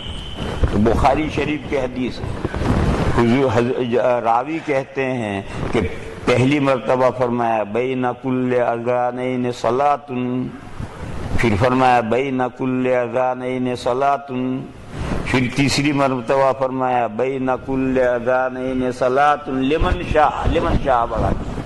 راوی کہتا ہے کراہیت ان یتخذها الناس سنتا، حضور نے لمن شاء اس لیے بڑھایا کہ کہیں اذان و اقامت کے درمیان میں نفلیں پڑھنے کو لوگ سنت نہ بنا لیں۔ تو جب حضور 3 مرتبہ ایک بات فرما رہے ہیں تو حدیث تو ہوئی، جب ایک بات 3 مرتبہ فرمائے تو حدیث تو ہوئی۔ اور پھر راوی صحابی کہتے ہیں کہ تیسری مرتبہ میں لمن شاء اس لیے بڑھایا کہ کراہیت ان یتخذها الناس سنتا، اس بات کو ناپسند کرتے ہوئے کہ لوگ اس کو کہیں سنت نہ بنا لیں۔ مجھے تو فرق حدیث اور سنت میں فرق بنانا ہے۔ تو حضور نے جب 3 مرتبہ فرمایا تو یہ حدیث ہے، اور لمن شاء اس لیے بڑھایا کہ اذان اور اقامات کے درمیان میں نفلیں پڑھنے کو لوگ دینی طریقہ بنا لیں، یہ نہ بنا لیں، اس لیے لمن شاء بڑھایا۔ چنانچہ مسائل آپ جانتے ہیں کہ فجر میں سنت اور فرض کے درمیان میں آپ صرف 2 سنت، اذان اور اقامہ کے درمیان میں آپ صرف 2 سنتیں پڑھ سکتے ہیں، اس سے زائد نہیں پڑھ سکتے، مکروہ ہے۔ سب جانتے ہیں مسئلہ۔ اور حضور کا ارشاد کہ بین کل اذانین صلاۃ لمن شاء، اذان اور اقامت میں سنت نفلیں پڑھنا چاہو تو جتنی چاہو پڑھو، یہ مطلب نکلتا ہے حدیث کا، جتنی چاہو پڑھو۔ لیکن فجر میں آپ 2 ہی سنتیں پڑھ سکتے ہیں، اس کے علاوہ سنتیں پڑھنا مکروہ ہے۔ اسی طریقے پر مغرب میں اذان اور تکبیر کے درمیان میں نبی پاک صلی اللہ تعالی علیہ وسلم نے کبھی نفل نہیں پڑھے۔ 4 خلفائے راشدین ہیں، انہوں نے کبھی نفل نہیں پڑھے۔ اگر اس وقت سنت اور نفل مستحب ہوتے تو حضور کیوں نہ پڑھتے؟ خلفائے راشدین کیوں نہیں پڑھتے؟ اور تمام اکابر صحابہ نے مغرب میں نہیں پڑھے۔ کیوں نہیں پڑھے؟ مغرب میں فوراً جماعت کھڑی کرنا مطلوب ہے۔ اذان غروب ہوا اذان دو، اذان ختم ہوئی تھوڑے وقفے کے ساتھ نماز شروع کرو۔ اب اگر آپ اس میں سنتیں پڑھنا شروع کر دیں گے تو نماز میں جو تعجیل جلدی کرنا مقصود ہے وہ مقصد ہی فوت ہو جائے۔ جبکہ حضرت جبرائیل علیہ السلام جب اوقات کی تعلیم دینے کے لیے آئے ہیں تو دونوں دن غروب ہوتے ہی انہوں نے مغرب پڑھائی ہے، تاخیر نہیں کی۔ تو میں یہ سمجھا رہا، مجھے بخاری میں یہ لفظ ہے وہ آپ کے ذہنوں میں لانا ہے کہ حضور نے، راوی کہتے ہیں حضور نے تیسری مرتبہ میں لمن شاء اس لیے بڑھایا ناپسند کرتے ہوئے اس بات کو کہ لوگ اس کو سنت بنائیں۔ مجھے سنت اور حدیث کا فرق سمجھانا ہے کہ حضور نے 3 مرتبہ یہ بات فرمائی تو حدیث ہو گئی، لیکن لمن شاء اس لیے بڑھایا کہ اس حدیث کو لوگ سنت نہ بنا لیں۔ یہ تو مسئلے کی وضاحت کے لیے۔ میں نے بہت ساری مثالیں دے دی، اسی سلسلے میں یہ رہنا چاہیے، خیال رہنا چاہیے کہ کبھی حضور نے کسی ریزن کی وجہ سے کیا ہے عمل، بعد میں چھوڑ دیا ہے۔ حدیثوں میں ہے، دیکھو مسجد نبوی میں کوئی چٹائیں نہیں تھی، کوئی فرش نہیں تھا، کوئی لکیریں نہیں تھی، مٹی بچھی ہوئی تھی اور کنکر تھی۔ شروع میں نبی پاک صلی اللہ علیہ وسلم جب اقامہ تکبیر پوری ہو جاتی تھی تو تیر کی لکڑی، پھل نہیں، تیر کی لکڑی لے کر مسجد کے اس کونے سے اس کونے تک سینوں پر وہ لکڑی رکھ کر سب سیدھی کرتے تھے۔ لکڑی رکھیں گے 3 آدمیوں کے سینے پر رہے گی، برابر ہوگی، پھر اگلے 3 پر، پھر اگلے 3 پر، اس کنارے سے اس کنارے تک حضور سب سیدھی کرتے تھے اور لوگوں کی طرف متوجہ ہو کر کے کھڑے رہتے تھے، اور جب تکبیر پوری ہوتی تھی تو سب سیدھی، اور سب سیدھی ہو گئی، ایک سب سیدھی ہوئی، دوسری تیسری وہ بھی سیدھی ہوتی تھی۔ پھر جب نبی پاک صلی اللہ تعالی علیہ وسلم نے دیکھا کہ لوگ سب سیدھی کرنے کا طریقہ سیکھ گئے، حضور نے اس کے لیے ہدایت کی تھی، حاذ المناکب، کندھے سے کندھا لگاؤ، کندھا آگے پیچھے نہیں رہنا چاہیے، 2 آدمی کندھا کندھے سے لگاؤ اور بالکل نہ آگے نہ پیچھے، برابر مقابل، اور نیچے ٹخنے سے ٹخنا لگاؤ۔ آپ کھڑے ہیں، دوسرا بھی کھڑا ہے تو آپ پیر اس کے قریب لے جائیے اور اپنا ٹخنا ٹخنے سے لگائیے، بالکل اس سے آگے پیچھے نہیں، پھر پیر اپنی جگہ پر لے آئیے، ادھر کا پیر ادھر لے جا کر کے اپنے ساتھی کے ٹخنے سے ٹخنا لگا کر کے پھر اپنی جگہ پر پیر لے آئیے۔ اور ٹخنا کب لگے گا؟ یہ پورا قدم لگے گا، انگلی سے ایڑی تک پورا قدم لگے گا، تب ٹخنا لگے گا، پھر اپنی جگہ پر کھڑے ہو جاؤ۔ یہ صفیں سیدھی کرنے کا حضور نے طریقہ بتایا، چنانچہ صحابہ اور کندھے سے کندھا برابر، آگے پیچھے نہیں، نیچے ٹخنا پورا پیر سے لگا کر ٹخنا برابر کر کے پھر اپنی جگہ کھڑے۔ پھر جب حضور نے دیکھا کہ لوگ سب سیدھی کرنا سیکھ گئے تو حضور نے پھر لوگوں کی طرف متوجہ ہو کر کھڑے رہنا چھوڑ دیا۔ مگر آج بھی ہمارے عرب امام جو ہیں وہ انہوں نے اس کو لازم کر لیا کہ نہیں، مقتدیوں کی طرف منہ کر کے کھڑے رہو، حالانکہ وہ اسلام کے دور اول کا تھا جب صفیں سیدھی کروانے کا مسئلہ تھا، بعد میں حضور نے عمل چھوڑ دیا۔ پھر کیا ہوا؟ ایک دن حضور نے مڑ کر ایک دم دیکھا تو ایک آدمی کا سینہ آگے نکلا ہوا تھا۔ اس دن حضور نے بہت سخت ڈانٹا، فرمایا لَتُسُوَّنَّ صُفُوفَكُمْ أَوْ لَيُخَالِفَنَّ اللَّهُ بَيْنَ وُجُوهِكُمْ، فرمایا صفیں صحیح رکھو ورنہ آپس میں لڑ مرو گے، فرمایا صفیں سیدھی رکھو، صحیح رکھو ورنہ آپس میں لڑ مرو گے۔ لَتُسَوُّنَّ صُفُوفَكُمْ أَوْ لَيُخَالِفَنَّ اللَّهُ بَيْنَ وُجُوهِكُمْ۔ یار میں مثال دے رہا تھا کہ یہ سب طریقے ہیں صفیں سیدھی کرنے۔ میرے بھائیو سنو، کچھ لوگ ہیں جو یہ چھوٹی انگلیوں سے ملاتے ہیں۔ حدیث میں کہاں ذکر آیا ہے چھوٹی انگلیوں سے ملانے کا؟ حدیث میں تو قدم لفظ آیا ہے، قدم یہاں سے لے کر یہاں تک، یہاں سے لے کر یہاں تک پورا پیر ملا کر 2 آدمی کھڑے رہو، نماز پڑھ ہی نہیں سکتے۔ انگلیاں ملانا، انگلیوں کا نام قدم تھوڑی ہے، پیر انگلیوں کا نام تھوڑی ہے۔ اب یہ ان کی سمجھ کا پھیر ہے، یہ تو حضور نے سب سیدھی کرنے کا طریقہ بتایا تھا، مگر اس کو یہ سمجھے گا کون جو سلف پر اعتماد کرے۔ بخاری شریف کے دونوں شارح حافظ ابن حجر اور علامہ عینی دونوں نے اس حدیث کی شرح میں یہ لکھا ہے کہ یہ صحابہ کا سب سیدھی کرنے کا طریقہ تھا، نماز میں قیام میں کھڑے رہنے کا یہ طریقہ نہیں تھا۔ یہ بخاری کے اس شارح نے بھی لکھا ہے اور اس شارح نے بھی لکھا ہے، مگر جو سلف پر اعتماد کرے کہ اسلاف نے اس حدیث کو کیسے سمجھا ہے تو وہ لے گا، اور جو کہ نہیں میری سمجھ میں آئے وہ مطلب، تو اس کی سمجھ میں جو آئے گا وہ اوندا سیدھا مطلب کرے گا۔ اور انہوں نے کچھ بھائیوں نے نماز میں قیام میں کھڑے رہنے کا طریقہ جو سنت بنا دیا۔ ارے یہ کھڑے رہنے کا طریقہ سنت نہیں ہے، پھر کھڑے رہنے کا کیا طریقہ سنت؟ ایک آدمی چل رہا ہے، چلتے چلتے اچانک رک جائے تو جس کیفیت اور ہیئت پر رکے گا اسی طرح نماز میں کھڑے رہے۔ آدمی چل رہا ہے، چلتے چلتے کوئی سامنے آ گئے اور رکنا ضروری ہوا تو نیچرلی جس طرح سے رک جائے گا نماز اسی طرح کھڑے رہو۔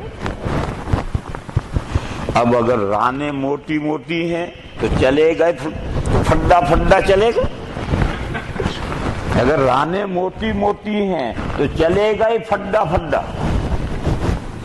اب وہ رکے گا تو پیر چوڑ پیروں سے رکے گا، نماز میں بھی اسی طرح کھڑا ہوگا۔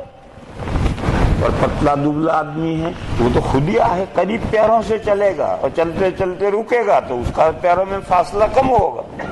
اب دونوں سے کہو کہ نہیں اتنا فاصلہ، یہ کیسے ہو جائے گا؟ لہذا نیچرلی کوئی بندہ چل رہا ہے اور چلتے چلتے اچانک اسٹاپ ہو جائے تو جس کیفیت میں کھڑا ہوتا ہے اسی کیفیت میں نماز میں کھڑا ہوتا ہے۔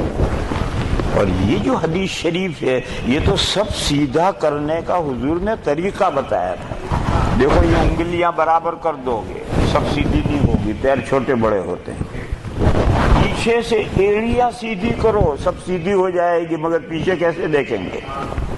اب تو سب ہم اپنے صف کے ایڑی کے کنارے تک لے جا کر کے ہم کرتے ہیں، لیکن اگر صف نہ ہو تو پیچھے سے ایڑیوں کو ہم کیسے دیکھیں گے؟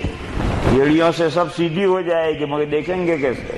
انگلیاں برابر کرو گے سب نہیں ہوگی۔ لہذا حضور نے طریقہ بتایا کہ اپنا پیر اپنے ساتھی کے پیر کے ساتھ لے جاؤ اور پورا پیر لگاؤ اور ٹخنا ٹخنے سے ملاؤ، پھر اپنا پیر اپنی جگہ پر لے آؤ، ادھر کا پیر اس سے لے جاؤ، پورا پیر لگاؤ، ٹخنا ٹخنے سے لگاؤ اور لگا کر پھر اپنا پیر اپنی جگہ پر آ جاؤ اور سب کے ٹخنے ایک دوسرے کے مقابل ہو جائیں، سب بالکل سیدھی۔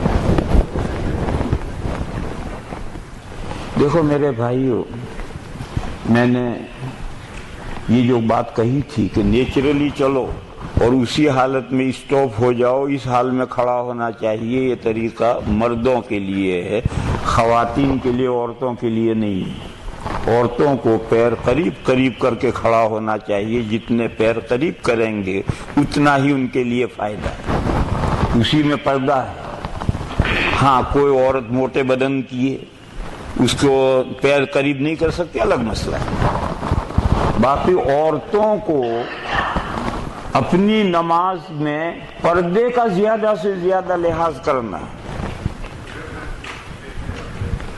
نبی پاک صلی اللہ تعالی علیہ وسلم تشریف لے جا رہے تھے، دو عورتیں سجدہ کر رہی تھی مردوں کی طرح، تو حضور نے ان دونوں سے فرمایا ضُمَّا بَعْضَ اللَّحْمِ إِلَى الْأَرْضِ، تم دونوں کچھ گوشت زمین سے لگاؤ۔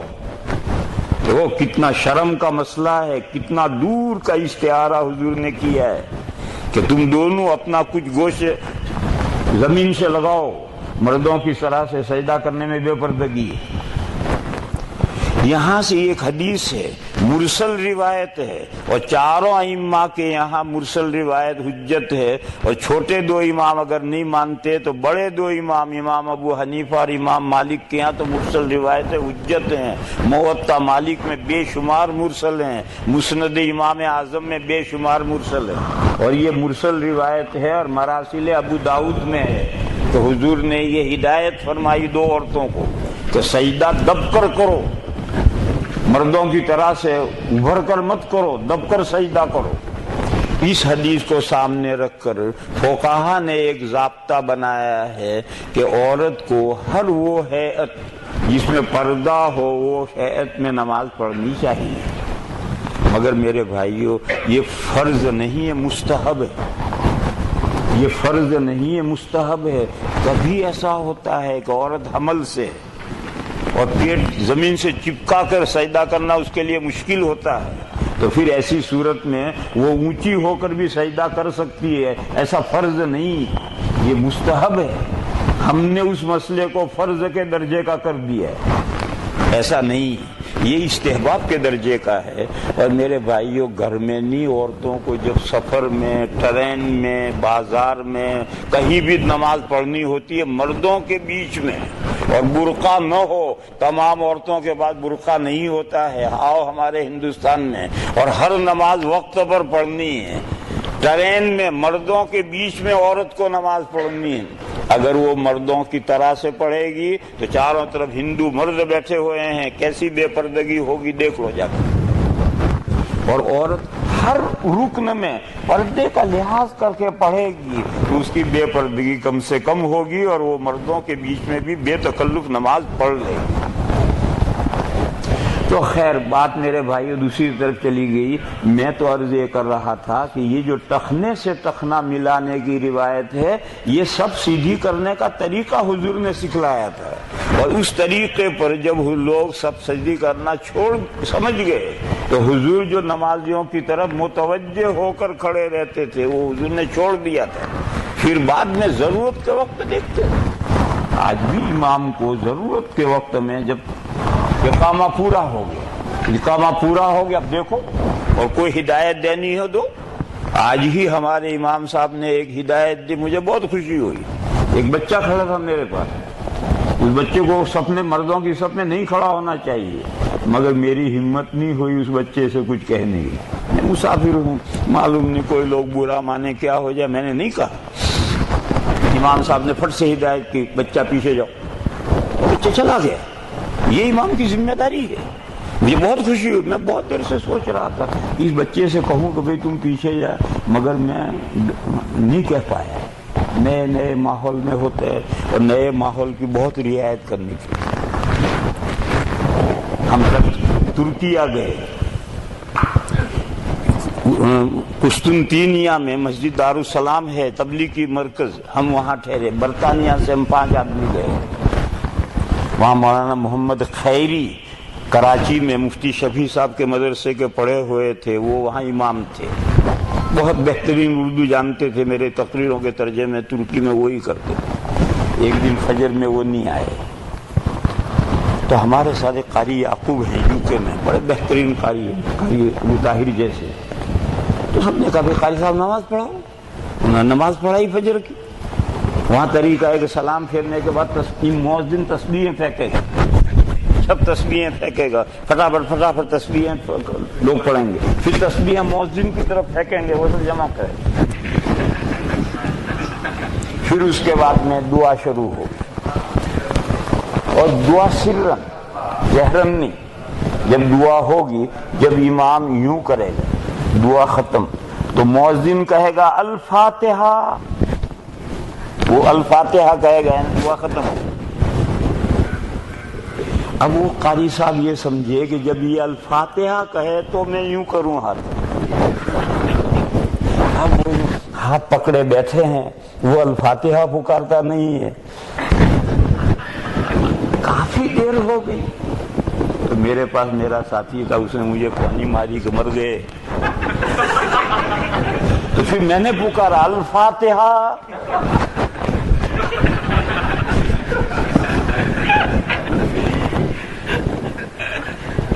قاری صاحب کو سمجھایا کہ تم ہاتھ یوں کرو گے تو ہی تو الفاتحہ بولے گا.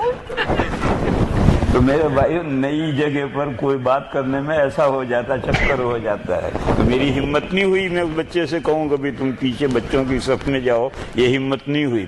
مگر امام صاحب نے ہدایت دی، اور امام صاحب تو یہ فریضہ ہے، یہ ذمہ داری ہے.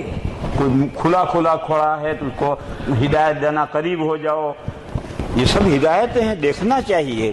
لیکن تکبیر کے شروع سے ختم تک لازماً مقتدیوں کی طرف منہ کر کے کھڑا رہنا، یہ کسی حدیث میں نہیں ہے. اور وہ حدیث تھی وہ تو دور اول کی تھی، بعد میں حضور نے وہ طریقہ چھوڑ دیا تھا.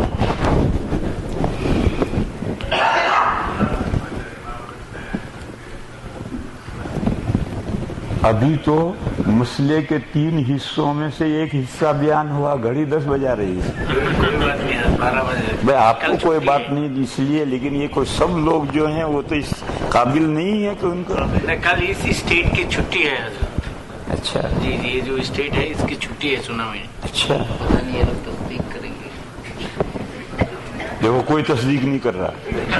اس کا صاف مطلب یہ ہے کہ اب پیمانہ صبر لبریز ہو گیا. خیر ہم جلدی مختصر کر دیتے، لمبا کریں گے تب بھی وہی بات ہے، مختصر سمجھائیں گے تب بھی وہی بات ہے. العاقل تکفیہ الاشارہ، عقل مند کے لیے اشارہ بھی کافی ہے. تو مضمون میں یہ سمجھا رہا تھا کہ 3 قسم کی روایتیں حدیثیں ہیں، سنت نہیں. ایک وہ حدیث ہے جو منسوخ ہیں، وہ حدیثیں ہیں، سنت نہیں. ایک وہ حدیث ہے جو حضور کے ساتھ خاص ہے. مجھے جو اس کی اصل مثال دینی تھی وہ مثال دیتے ہوئے شرم آ رہی تھی، ہماری بہنیں بھی یہاں ہیں، لیکن دے ہی دوں. دیکھو امت کے لیے 4 نکاح جائز ہیں، 5ویں نکاح نہیں ہو سکتا. اور حضور کے لیے یہ لمٹ نہیں تھی. حضور کے نکاح میں ایک وقت میں 9 بیویاں رہی ہیں.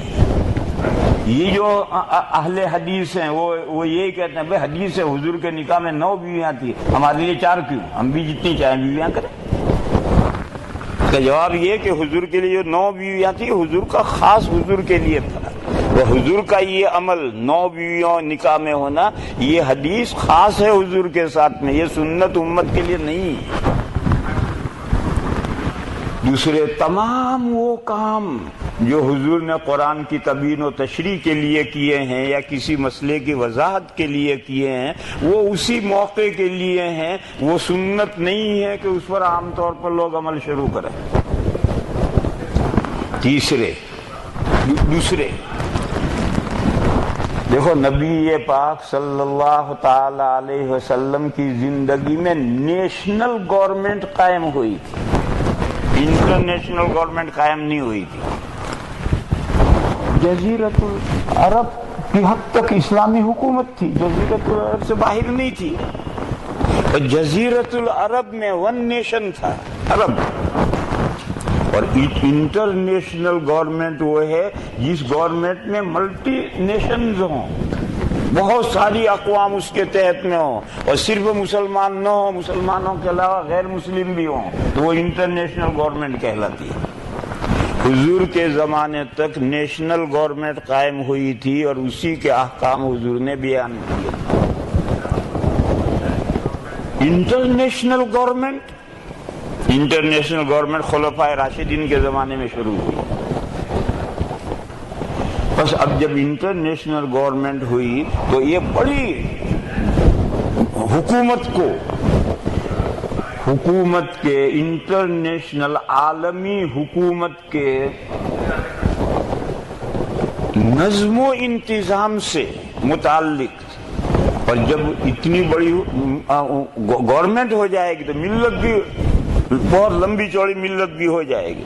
تو ملت کو منظم کرنا 2 مسئلے، تنظیم ملت اور گورنمنٹ کے لیے اصول و ضوابط طے کرنا. نیشنل گورنمنٹ کے لیے نہیں، انٹرنیشنل گورنمنٹ کے لیے. ان 2 معاملوں میں خلفائے راشدین نے جو طریقے رائج کیے ہیں یہ سنت الخلفائے راشدین ہے. ان کا فالو کرنا ضروری ہے. اگر ان کا فالو نہیں کرو گے تو کہاں سے لاؤ گے احکام؟ حضور نے تو فقط نیشنل گورنمنٹ کے احکام بیان کیے تھے، انٹرنیشنل تو حکومت قائم ہوئی نہیں تھی۔ دیکھو آج 15ویں صدی میں نئی نئی چیزیں ہیں، حضور نے ان کے احکام نہیں بیان کیے۔ حضور کے زمانے بیان کرتے لوگ کیا سمجھتے؟ آج جب وہ چیزیں آئی تو آج کا مفتی ان کے احکام بیان کرتا ہے۔ تو نیشنل گورنمنٹ قائم ہوئی تھی، حضور نے اس کے احکام بیان کیے، انٹرنیشنل گورنمنٹ کا احکام بیان کیے ہی نہیں تھے۔ جب خلفاء راشدین کا دور آیا اور انٹرنیشنل گورنمنٹ قائم ہوئی تو چاروں خلفاء نے اس کے احکام بیان کیے۔ میں جلدی ایک ایک مثال دوں۔ سب سے پہلے صدیق اکبر آئے۔ صدیق اکبر کے زمانے میں کچھ مسلمانوں نے کہا ہم زکوٰۃ سینٹرل گورنمنٹ کو نہیں دیں گے، ہم اپنی زکوٰۃ خود ہی وصول کریں گے، خود ہی قبیلے میں تقسیم کریں گے۔ حضرت ابوبکر صدیق نے کہا میں ان کے ساتھ جنگ کروں، اگر حضور کے زمانے میں ایک رسی بھی دیتے تھے وہ نہیں دیں گے، میں ان کے ساتھ جنگ کروں۔ حضرت عمر نے مخالفت کی، مگر حضرت نے کہا نہیں، ان سے جنگ کروں گا۔ جو کام اجتماعیت والے ہیں وہ اجتماعیت کے ساتھ ہوں۔ ایک علاقہ ہے، اس علاقے کے لوگ نماز پڑھتے ہیں لیکن مسجد نہیں بناتے، جماعت سے نہیں پڑھتے، ہر آدمی اپنے گھر میں نماز پڑھتا ہے، ان لوگوں کے ساتھ جنگ کرے گی اسلامی حکومت، ان کو مجبور کرے گی کہ ایک جگہ جماعت کے ساتھ نماز پڑھو۔ کیوں؟ یہ اجتماعی کا، اور جو اجتماعیت ہے وہ سب مسلمان نماز پڑھتے ہیں، اپنے اپنے گھروں میں نماز پڑھتے ہیں، جماعت نہیں کریں گے۔ مسلمان کہتے ہیں ہم ختنہ نہیں کریں گے، ختنہ کرانا ضروری ہے، وہ کہتے ہیں ہم ختنہ نہیں کریں گے، تو مسئلہ یہ ہے کہ جنگ ہوگی اور ختنہ کرنے پر مجبور کریں گے، لوگوں کے ساتھ جنگ کرے گی اور ایک جگہ جماعت سے نماز پڑھنی۔ ایک جگہ کا مطلب اجتماعیت کو، سارے ایک جگہ ضروری نہیں، الگ الگ مسجدیں بنائیں۔ تو حضرت صدیق اکبر نے کہا کہ حضور کے زمانے میں سینٹرل گورنمنٹ کو زکاتیں دی جاتی تھی، اب اگر وہ مجھے زکاتیں نہیں دیں گے میں ان کے ساتھ جنگ کروں گا۔ یہ حضرت ابوبکر کی سنت ہے۔ حضرت عمر رضی اللہ تعالیٰ عنہ کی تو بے شمار سنتیں ہیں۔ یہ جو رمضان میں تراویح حضرت نے جماعت سے شروع کیا ہے، یہ ملت کی تنظیم کی ہے۔ میرے بھائیو غور کرو، اگر یہ جماعت سے تراویح کا نظام نہ ہوتا تو آج کتنے مسلمان رمضان کی راتوں میں سونے سے پہلے از خود اپنے طور پر نفلیں پڑھنے والے کتنے ہوتے، انگلیوں پہ گنو ایسے ہوتے۔ اور آج الحمدللہ 70% 80% مسلمان رمضان کی راتوں میں سونے سے پہلے تراویح پڑھتے ہیں، نفلیں پڑھتے ہیں۔ یہ پوری ملت کا ارینجمنٹ کر دیا حضرت عمر نے، حضرت عمر کی سنت۔ پہلے جو بھی طلاق دیتا تھا بیوی کو ایک طلاق دیتا تھا، اور اگر ریپیٹ کرتا تھا تو وہ تاکید کے لیے ایک ہی طلاق کو ریپیٹ کرتا تھا۔ لیکن حضرت عمر کے زمانے میں صحابہ تو مسلمانوں میں آٹے میں نمک کے بقدر ہو گئے، اور تابعین اور تبع تابعین جو نئے مسلمان ہوئے ان کا دین کا علم کمزور تھا، تو قرآن کریم میں طلاق دینے کا جو طریقہ بیان کیا گیا ہے، الطلاق مرتان، کوئی دو طلاقیں ایک ساتھ نہ دی جائیں، ایک وقت میں ایک ہی طلاق دو، پھر دوسری طلاق دوسرے وقت میں دو۔ صحابہ اسی پر عمل کرتے تھے، اور اگر وہ ریپیٹ کرتے تھے تو تاکید کے طور پر کرتے تھے۔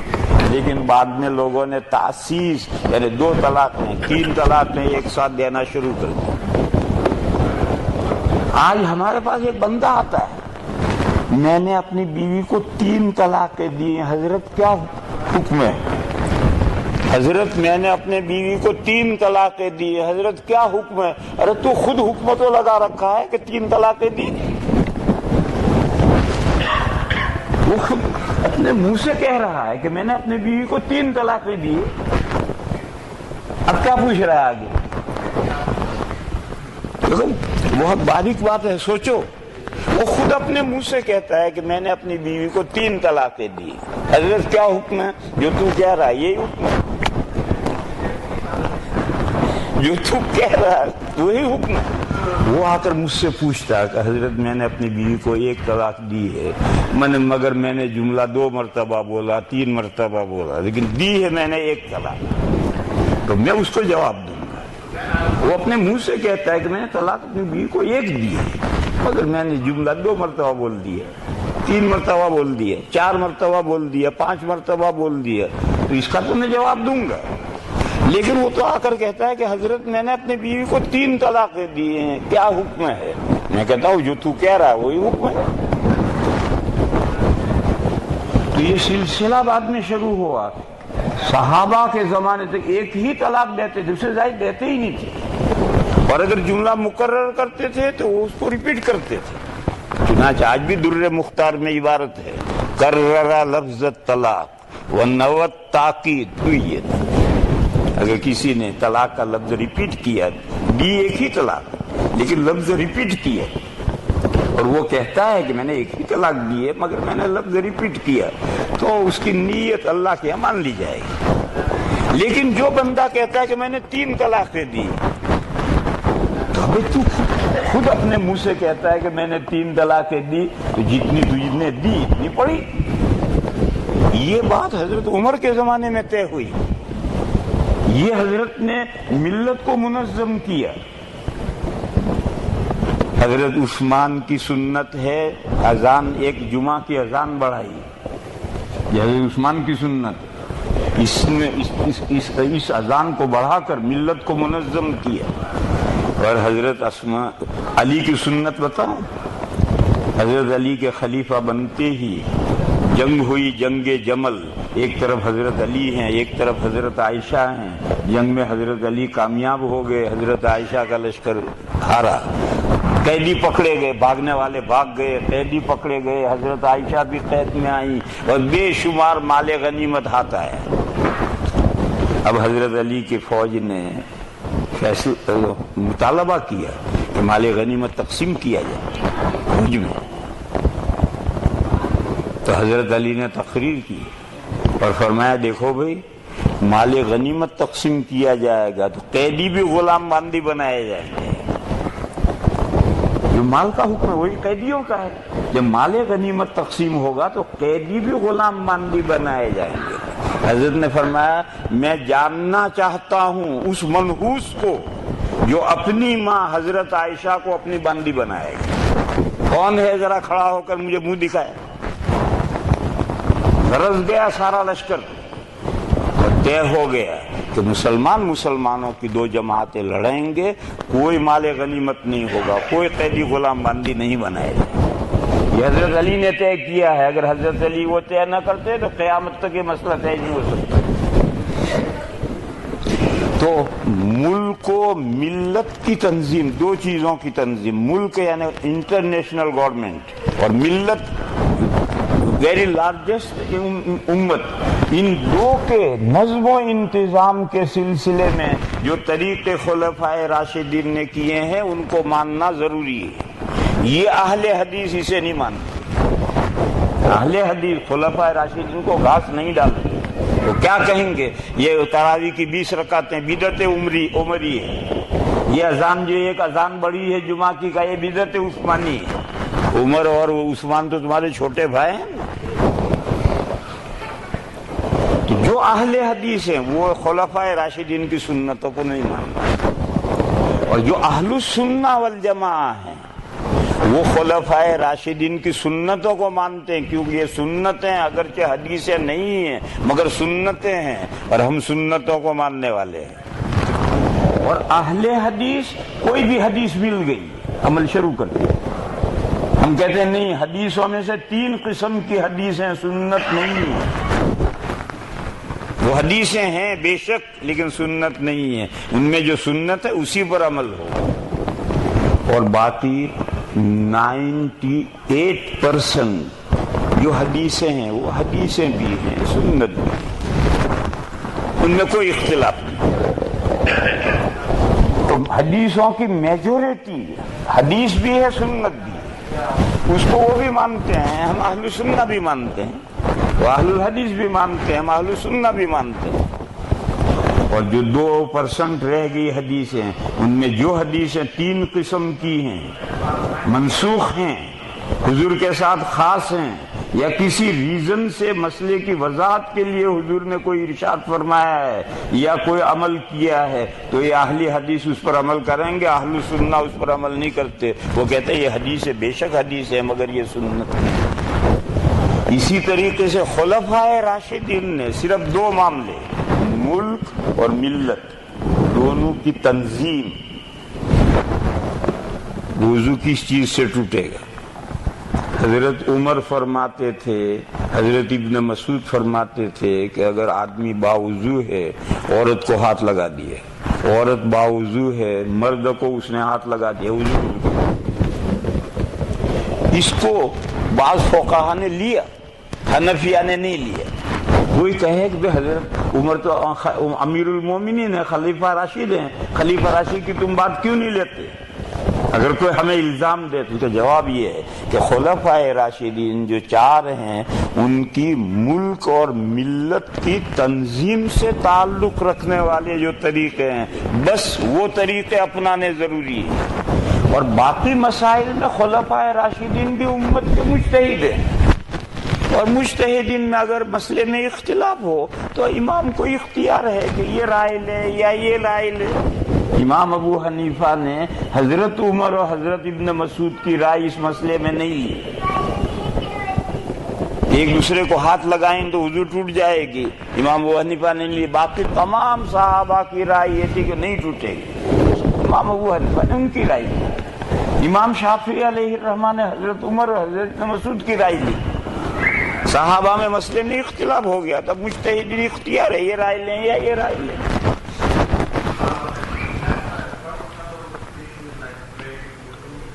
وہ لندن میں میرا ایک خادم ہے،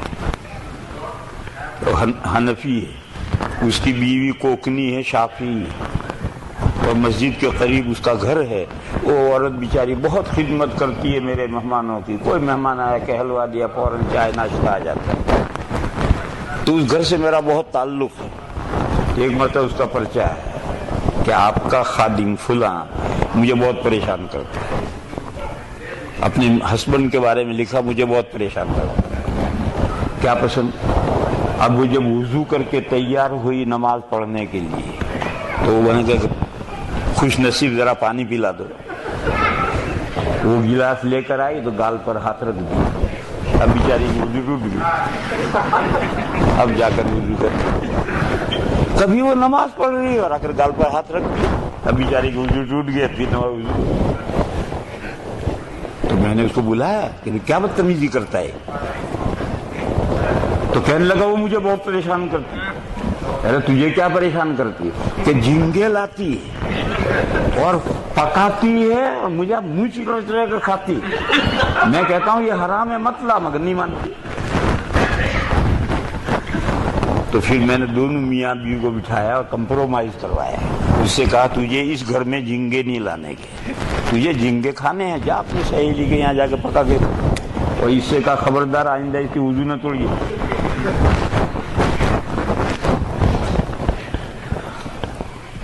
تو بہرحال بات کو مختصر کر دیں، زیادہ لمبی کریں گے، مثالیں دیں گے تو بھی بات وہی رہے گی۔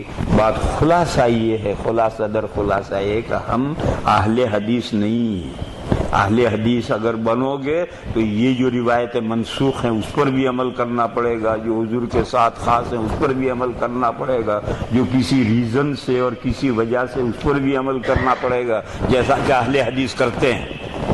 اور خلفائے راشدین کے یہ طریقے جو ملک و ملت کی تنظیم سے تعلق رکھنے پڑتے ہیں اس کو بدعت کہنی پڑے گی خلفاء کی۔ لا حول ولا قوت، یہ کام وہ لوگ کر سکتے ہیں جو سلف اسلاف کے ساتھ بے ادب گستاخ ہیں۔ دیوبندیت کا امتیاز دو چیزیں ہیں، ایک ہے اسلاف کے ساتھ باادب، ان کا رسپیکٹ کرنا، ان کو ان کے مرتبوں کے مطابق سر آنکھوں پر بٹھانا، یہ دیوبندیت کا امتیاز ہے۔ لہذا اگر یہ بنو گے تو خلفائے راشدین کو آپ کو بدعت ایجاد کرنے والا ماننا پڑے گا۔ لا حول ولا قوت، ایسے ایمان سے ہم اللہ کی پناہ چاہتے ہیں۔ اور رہی 98% حدیثیں، وہ حدیثیں بھی ہیں اور سنتیں بھی ہیں، اس پر سبھی مسلمان عمل کرتے ہیں۔ وآخر دعوانا ان الحمدللہ۔ کچھ کہنا؟ کچھ کہنا؟ چلو کہ اعلان کرو نماز کا.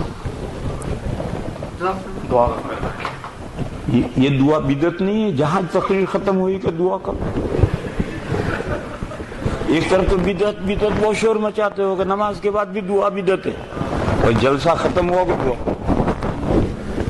ارے ایسا کیا ضروری ہے کہ ہر جلسے کے بعد دعا؟ ایسا ضروری نہیں. ابھی نماز پڑھو, نماز کے بعد دعا کر لیں گے سب مل کر. بھائی دعا ہی کبھی نماز پڑھو, اذان ہوگی دعا نماز پڑھیں گے, نماز سے ختم پر دعا کر لیں گے, ڈبل چانس ہو جائے گا. ایک تو تقریر ہوئی, ایک نماز پڑھی, تو دعا کی قبولیت کا موقع اور بڑھ جائے گا. بہرحال ایسی جو شریعت میں چیزیں لازم نہیں ہیں ان کو لازم کر لینا, یہ اسلام میں صحیح نہیں ہے. تقریر ختم ہو کے دعا کرو, اور دعا ختم ہو کے مصافحہ کرو. ارے بھائی اس موقع پر کیوں مصافحہ لازم ہوگی؟ ایسی چیزیں تخصیص مت کرو بھائیو. چلو دو چلو.